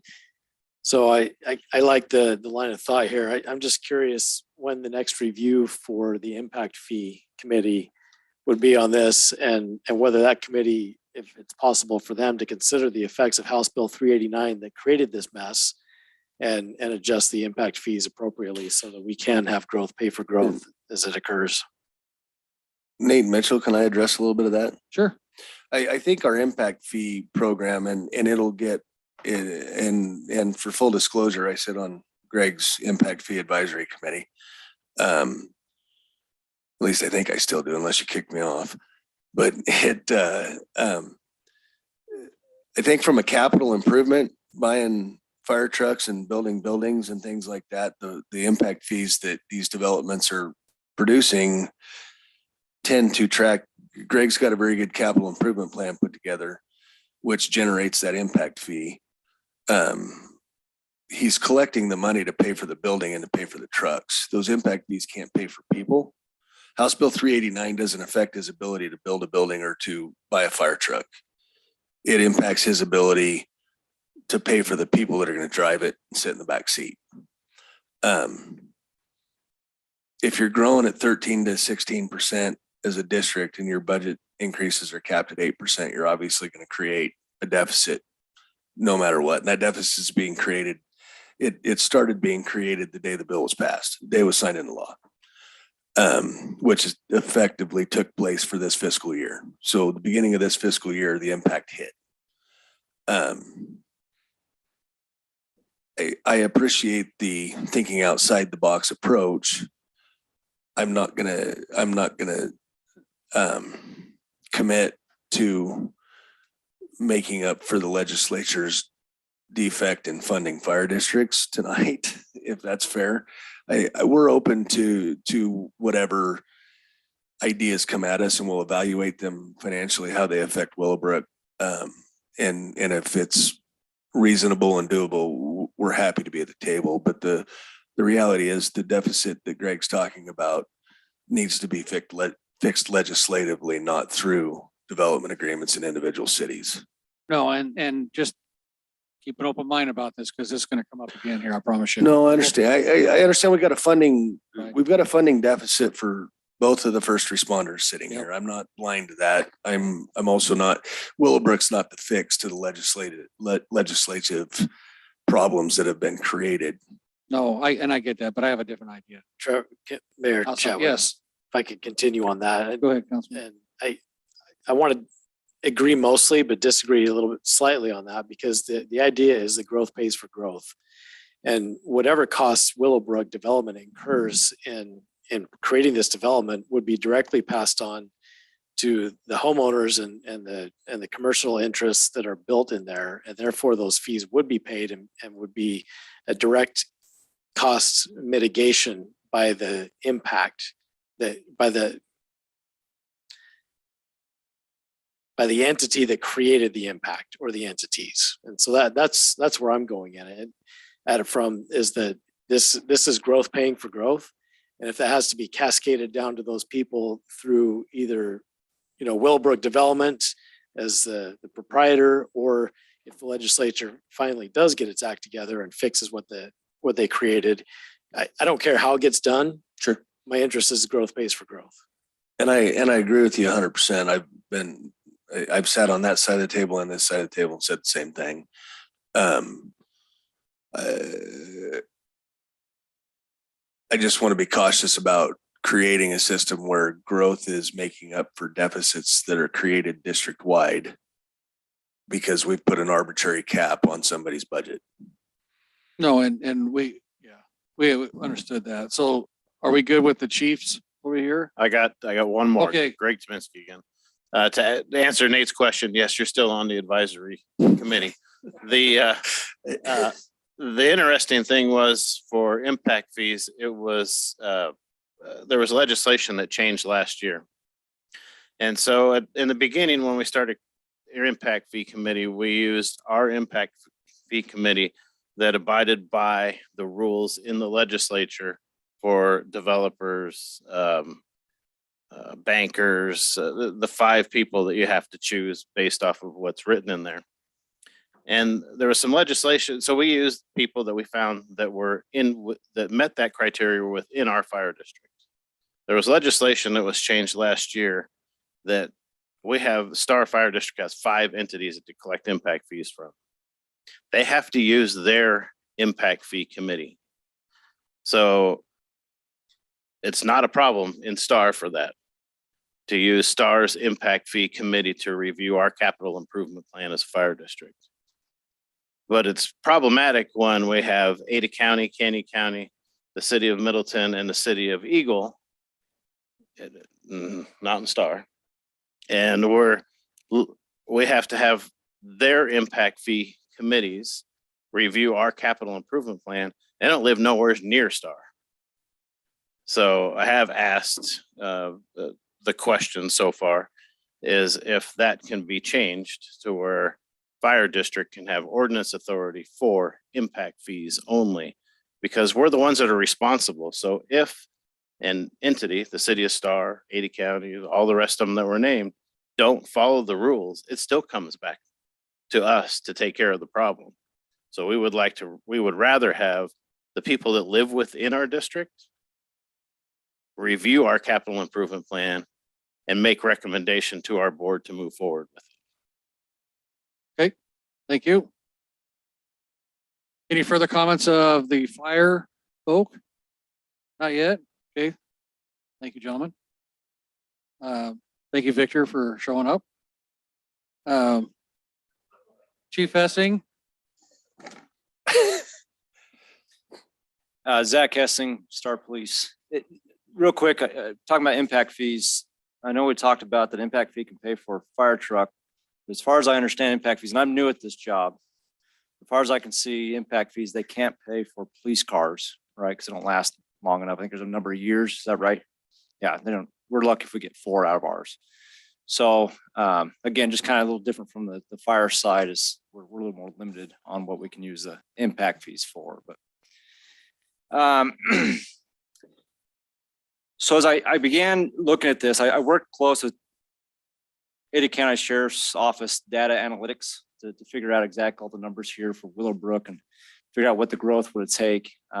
As I go through this, we use the proposed development plan here. And I don't know if there's one I have is November 18th of 2020. And some of the numbers thrown out here tonight were a little different than what's on there. And I get it's proposed, but we're a little different. So as I go through kind of what we're looking at as public safety to respond and to have enough officers, I might ask a few questions as they come up. But we look at 4 different factors when we look at growth and adding law enforcement. And those 4 factors is population growth, calls for service, response times, and crime rate. With the total build out of Willowbrook, I had 4,069 homes, but it was talked about tonight that it was 4,600 some odd homes, 4,662 homes, rather than the one that I had there. But essentially, we're talking about 11 to 12,000 more people coming here. And they talked about doing a phased approach. I know you, Nate, you mentioned a little bit tonight about your first 3 years is the golf course, and then kind of building out. In the development plan, I had that first phase, you're hoping to have it completed by 2030, and it'd be essentially 261 single-family homes and 178 townhomes. Are you pulling that from a traffic impact study scope of work? Is that where that comes from? Well, I'm pulling it from the Willowbrook Master Plan Development, which has the traffic in there, but I don't know if this is from the Kittleson and Associates. Yeah. So that's a proposed scope of work that we've looked at for a traffic impact study to try and tie into a development agreement. I don't know. So if we started building houses in 2025, which every day we go, that gets closer to 2026.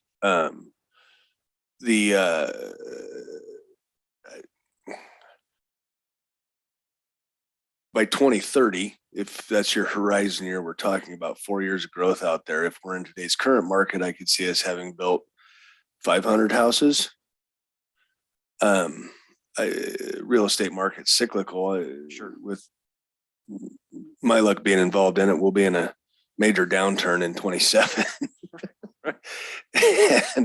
and holding on till we start to grow again. But no, I mean, I haven't put specific numbers to the traffic. The traffic experts are the ones that produce those numbers you're looking at.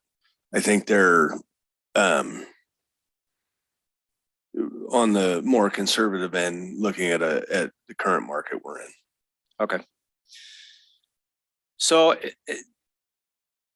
as we talk about population growth, since 2010, the city of Star has grown on average is about 8% of growth a year. Now, obviously, the first few years didn't grow as much as the last few. Obviously, this last 2, 3, 4 years, we've grown quite a bit more than that 8%. Hence why this 8% cap is kind of hurting us a little bit on funding more positions here. But so from what I saw on there, essentially, we're in the population growth by 2030. We're only talking maybe between 1,100 to 1,500 people that would come from Willowbrook, and so the population growth wasn't a big impact on our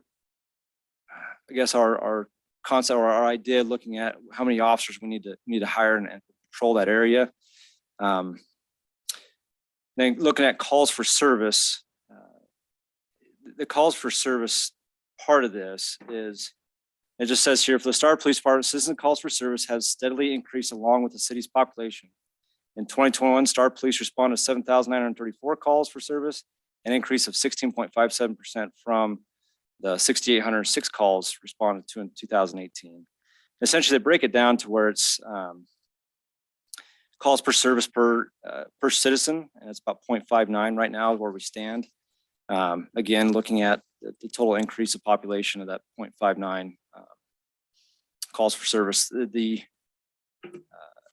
what they projected is by that 2045, which that's what this essentially was saying it would be done in the proposed development plan. I know, again, that's can always change depending on how the real estate market goes, but we'd have, just with the increase of Willowbrook, we'd be looking at about 26,000 people here in the city of Star, which obviously would be a big impact on police services.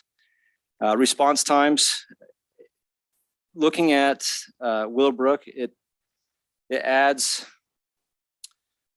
numbers wise. I mean, we're north to south, looking at just miles wise. When we look at right now, north and south of Star, city of Star, it spans about 2.61 miles.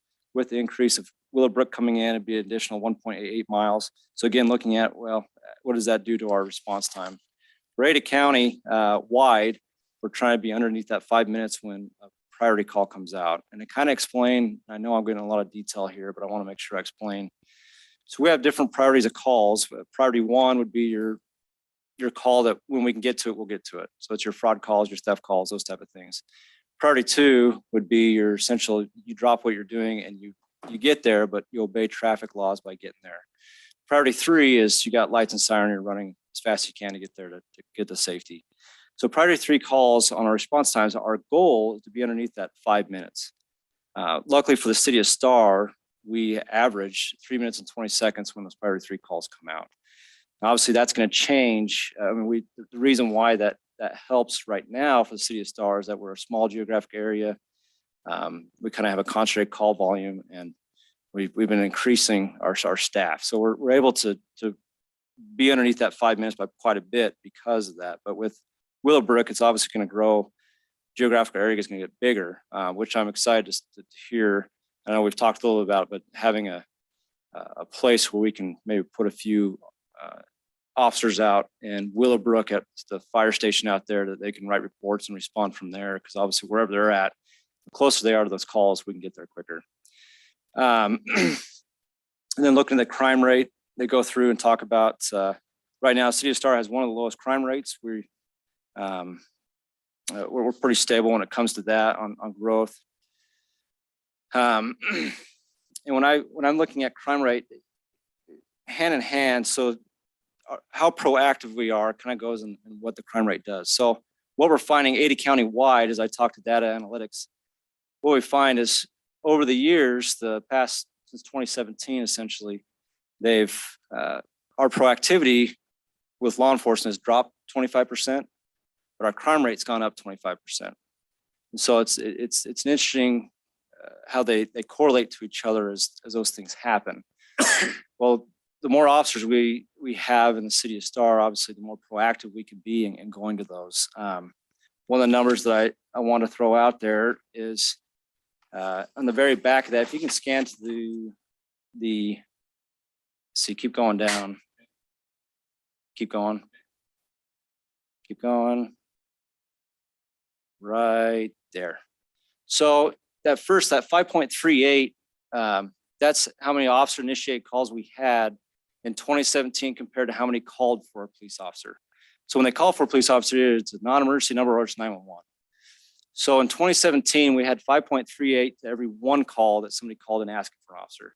If we look at 2021, we're almost half that at 2.59 to every call for a police officer. So why I mentioned that is in 2017, City of Star Police took 7,891 calls, and that was that essentially 5.38 to 1 call. Where now in 2021, we've taken almost the same 7,934 calls, but we're at 2.59 to every 1. So we're more reacting to calls than we are proacting. And that has, again, a direct correlation between those two of what the crime rate does. Now, luckily here in Star, we're not seeing the crime rate go up. My fear is with Willowbrook and with the growth, if we're not being more proactive, don't bring that 2.59 number up further, that you might see that crime rate slowly starting to slip up. And we don't want that to happen in the city of Star. So at the end of it, we essentially say once it's totally built out, and I get that you said it's a 40-year plan as West Ada School District is here. Once it's fully built out, it'll take just Willowbrook area with almost 12,000 people up there. It'll take 8 patrol officers and 2 sergeants to effectively patrol that area.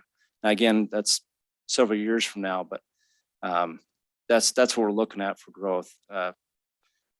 My own numbers, I mean, you're with 11,000 people, I looked at, that's about 485 people a year that you're adding to the city of Star. Now I get that it's going to be not that number every time because it's the difference in filling out the golf course and the different areas. But if we're trying to stick to that 1 to every 1,000 citizens, so 1 officer per 1,000 citizen, that's almost a half officer a year that you're gonna have to add to the city of Star just for the Willowbrook subdivision. So. Okay, looks like Mr. David has a. Yes, Dave Hershey, City Star. Does that include detectives and administrators that also might be needed? So all we're looking at right now is just the first, I call them first responders. So just the patrol guys that are going to respond to calls. That doesn't include detectives or administration, sergeants, those type of things. That's just patrol. Okay, any other questions here for Zach? Mayor Chadwick. Ms. Jennifer? So it was mentioned earlier about cooperation between the fire department and the police for a facility. Have you guys talked about that already prior? And can you expand on that? So Zach Hessing, Star Police. So yes, we've talked a little bit about it. In South County, we have the Boise Fire District number 14, Station 14. We have a room down there that Ada County Sheriff's Office uses, and there's 3 computers in there. And pretty much the whole South County day shift or all the shifts down there use that room. And it's a lot easier to respond from there, being close to 5 Mile and Victory rather than being over at Barrister, which is over by the mall. And so my understanding, talking with Chief Tominski, that it would be the same concept. They'd have a room. It doesn't have to be a huge room, but a room with 3-4 computers in it that we can sit, write our reports, and respond directly from there. So that's what it would look like. That answer your question? Yes, it does. Thank you. So some of the things, that Mr. May, just to bring up on this is, as we look at the number of officers per 1,000, which is almost 1 to 1,000, pretty close to. And with the House Bill 389 and what it did, and what it did, right? Sure. With us, that for every 370 houses that are built, we need a new officer, basically, right? And so some of the things I'm talking with the BCA a little bit about this and trying to figure out a solution for this. That somehow, and this is just food for thought, and it's not to get an answer tonight, but something for you to think about, right? Some of the ideas that when Ryan was talking about thinking outside the box is if we want development to help pay for growth until such time that growth actually pays for itself, is to have the HOA somehow pay for a new officer after every 370 houses, right? Over a period of time. I have a sheet that I've been projecting out, and I've been working with the BCA on this. So I'm not asking you to answer the question because I know your thoughts on this a little bit already. But I do think that we do need to look at how are we going to fund these officers in the future, because these 8 that he's talking about too is strictly a Willowbrook driven deal. It doesn't include any of the things that we have outside of that we have to pay for as well as we move forward, right? I don't know. I mean, if you can bring up your thoughts if you want, Zach, you can talk about that. Council, I don't know what your thoughts are about that or not, but Nate Mitchell, I guess a couple of things that I would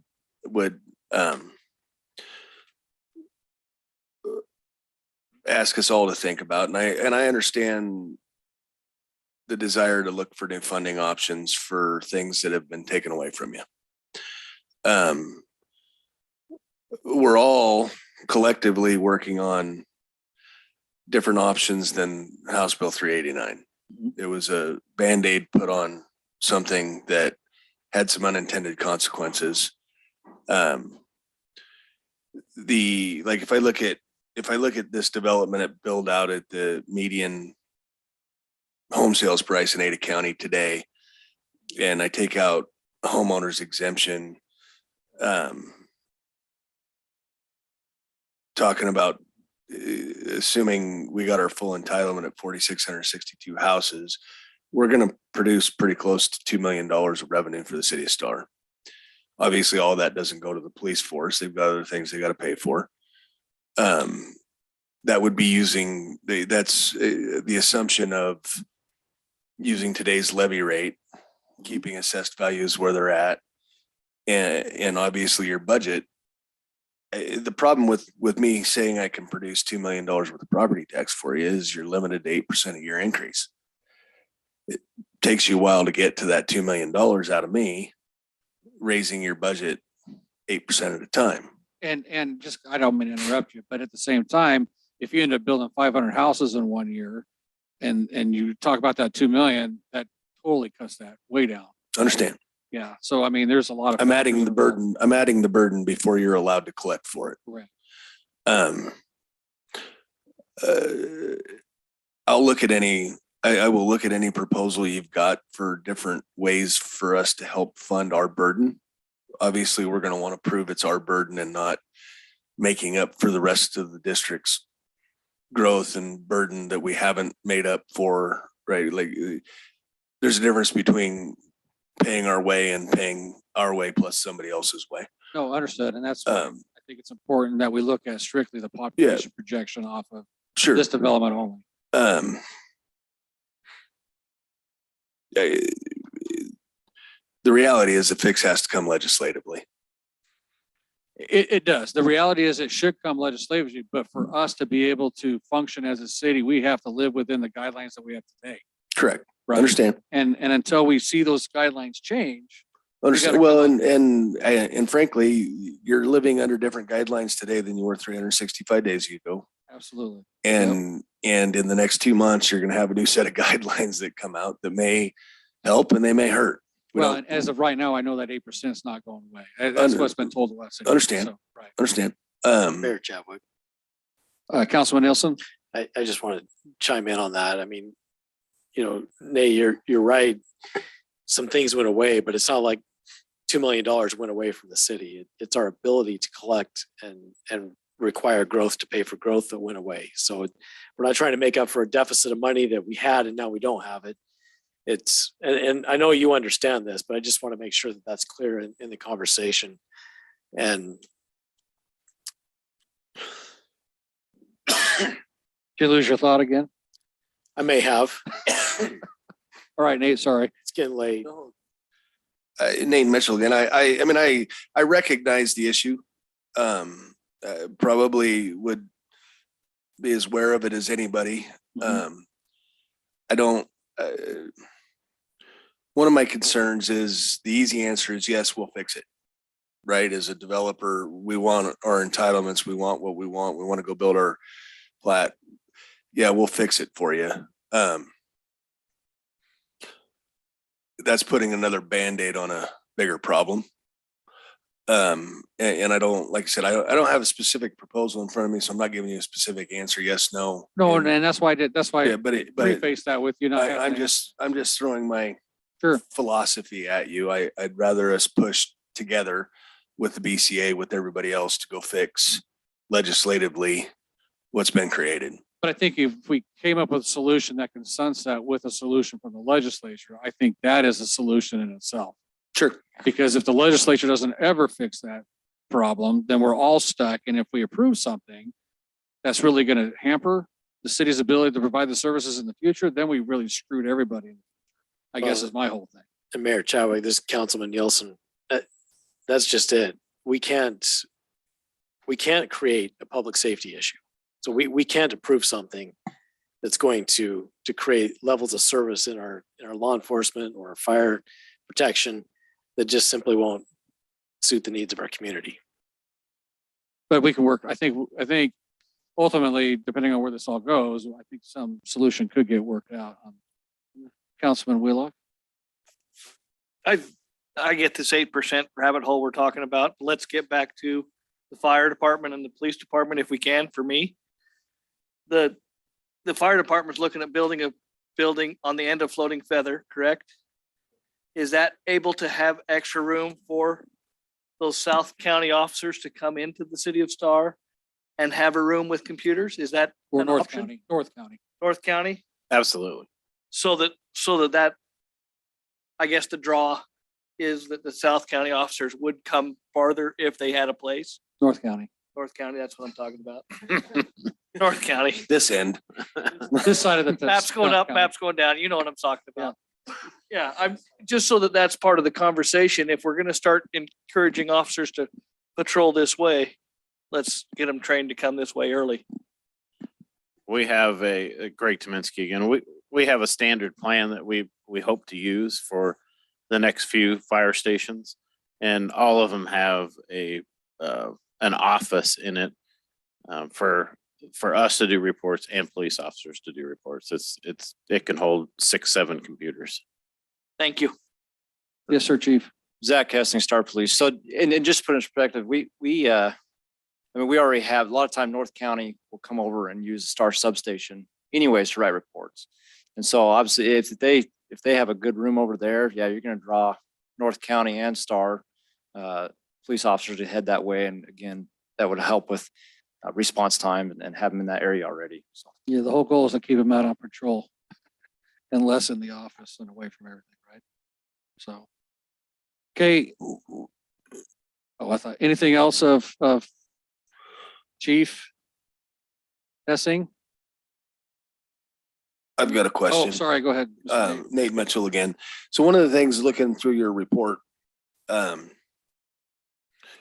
wonder if you could expand, and I don't know if your analytics department goes this detailed into it, but like the geographical area that I'm talking about developing at this point, can you figure out how many times City of Stars deputies are already responding to that geographical area? Yeah, I mean, will you scroll up to the map there, right? Zach Kessling, Star Police. And that may be what this second map shows. So go down to the other one that had the bands. So we do respond already. I mean, anything that comes up in Hillsdale area, a lot of times Star deputies will be the first responders to that. And the reason for that is because we're the closest. We want to make sure we're providing safety to those people as well. I don't have the exact numbers of how often we're responding up there now with that Hillsdale area or Langtree Gulch area. But I do know that we are responding already up there. Sure, no, and I it may or may not be possible. This is actually the whole circle you've got on this map. Yes. If we could go with your analytics folks and green dot, I guess they're all green dots, maybe yellow dots, that full circle. The inner circle, the outer circle. The outer circle. The outer circle. Your inner circle's already got all your calls for service and city limits, right? Like the map above us, obviously is your city limit corporate boundaries. If they could fill in the next circle, just so we could see how busy we're already making your deputies outside of city limits and what That impact. must be a code 3. That's a code 3. That would be a code 3. Yeah, absolutely. I can talk data analytics and figure out how many times we respond up there and what the calls are like. They showed one call, as you can see there where the triangle is. That's a priority 2 call, and it took us 7 minutes to get there. So they're just kind of showing what An that example looks like. of- Example of response time. But yeah, absolutely, we can. And a priority 2 call is get there as fast as you can, but follow traffic laws. And Correct. yeah, so going out to the end of Blessinger from here doesn't surprise me that in traffic took you 7 minutes. If you turn your lights on, you'll get there a little quicker. Right. Correct. Yeah. You know, and I'm just going to bring this up. Some of the things we got to think about too, and this is not just a Willowbrook thing. As far as we're talking, that this is the entire development process here in Star for everything.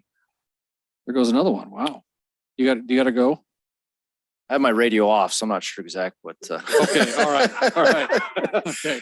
So some of the challenges we're going to run in being a dual county city is where our officers have to take. If they make an arrest on the Canyon County side, it takes, well, we determine quite a bit longer to process that arrest going into Caldwell versus it does in the Ada County side, right? But are we still going to have the backfill from Ada County, North County, I guess, to fill in on the Canyon County side if our deputy takes off and has to take somebody to Canyon County Jail? But yeah, Zach Hessing, Star Police. So yes, we will have the backfill. So just to put in perspective, when we make a Canyon County arrest, when we're still working through the process because it's so brand new, but when we arrest someone on the Canyon County side, we do have to take them to Canyon County Jail. Their booking process is a little different than ours. It takes a little more time.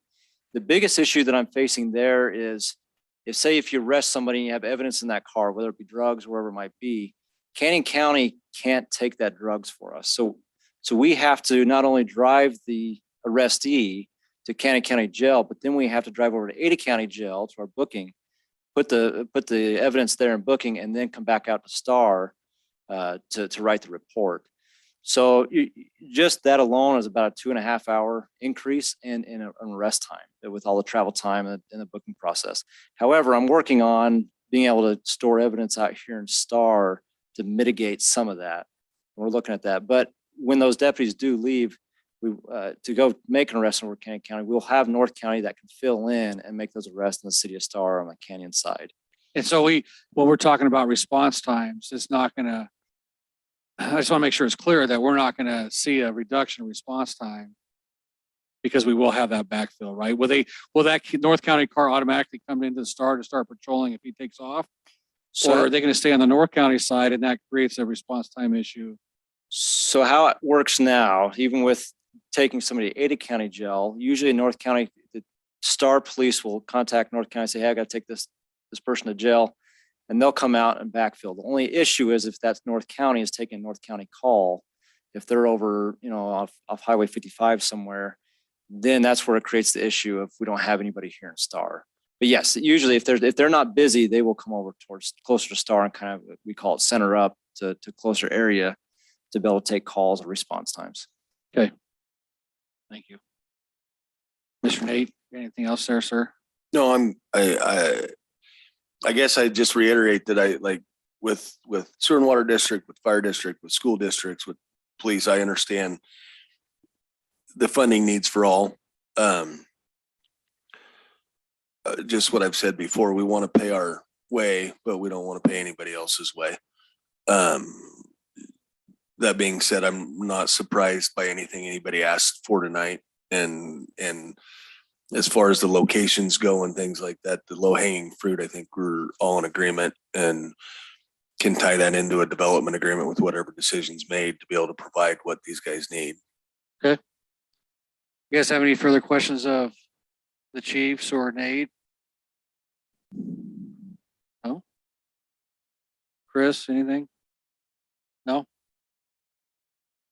Pathways, is that gonna be part of this or? We'll talk about that in the next, yeah, at the next meeting. Yeah. Cool. Yes.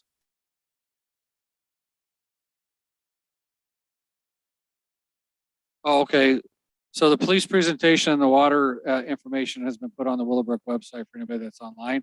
Also, I just want to make sure that everybody is aware that we are not going to have the public hearing on March 1st, correct? It's going to be tabled until some date in the future, until you. No, I tell think us all. I think we've got enough information to still get in front of you guys that we're fine with the delay in schedule. And obviously it'll have to be re-noticed properly. Property will have to be posted. Right. So we'll notice a property. Letters will be sent out. Our website will be updated. I mean, nothing's been noticed yet for it. It's been noticed in the initial letter for a March 1st hearing date, but Right. property has not been posted and no official public hearing notice has gone out. Will you, Zach, you got to take off. Sorry. Will you throw that microphone up to Chris for me? Thank you, sir. Thanks, Mayor. I was just gonna say, if instead of tabling it, it may make sense just to cancel the hearing. Yeah. And so, and then it'll all get noticed and everything when it comes through, rather than making it look like we might be having a hearing and then people kind of show up and then it's like, no, we're tabling it tonight. I think canceling it. So we're going to say that March 1st hearing is canceled until we hear otherwise, right? And it'll be all published. So I guess the only question I would ask in that is if we need additional workshops similar to this, we've got another one scheduled next week, but if we need additional ones after 2 weeks. that. Yeah. I think we got one the 15th, No, the 15th is a regular hearing date. It's the 22nd. 22nd. Yeah. I think your letter says the 15th, but Well, we'll take a look at that, but we'll make sure everybody's aware it's 22nd. okay. So Nate, what was your? Well, if we need an additional workshop beyond the ones that have been posted We can schedule those. without, I mean, you just send another letter out to everybody or. Okay. Mayor Chadwick, Councilman Nielsen? I'd like to bring up one more topic that I think is going to be quick, but I think it's important to Okay. have in the public discourse, because we have the water folks here and the applicant and city, of course. And this comes up from time to time. Hank, I know it's one of your favorite topics, but RV dump station. Can you, I understand. Well, yeah, hold on Hang on, just we're not a getting the second. microphone. Our discharge permit will not allow it. I understand what your answer is. I want to end the public discourse. So don't get all worked up. I'm not worked up. Just talk about, what's going on there. You got to wake him up before he can get worked up. Well, yeah. Now, if you get me at 3:30 in the morning, I'm awake. So, our permit that we get through DEQ will not allow us to take any outside waste. And an RV is considered outside waste because they've had facilities where people have got and they do meth in these campers and they bring it in and they dump it into a treatment system and it kills all the bugs in the plant and it ruins the system. So our permit will not allow us to take any outside waste. We can't take septic waste from septic haulers or any outside waste from RVs. Now, they may change that someday, but our next permit's not due for 2 years. And it may be in there. And I can tell you, my guy that runs the wastewater treatment plant, he goes exactly by the book. He will not vary at all. So does that mean that we're, the RV dump stations that are existing in the valley, that's it? Yeah, they have one in Middleton.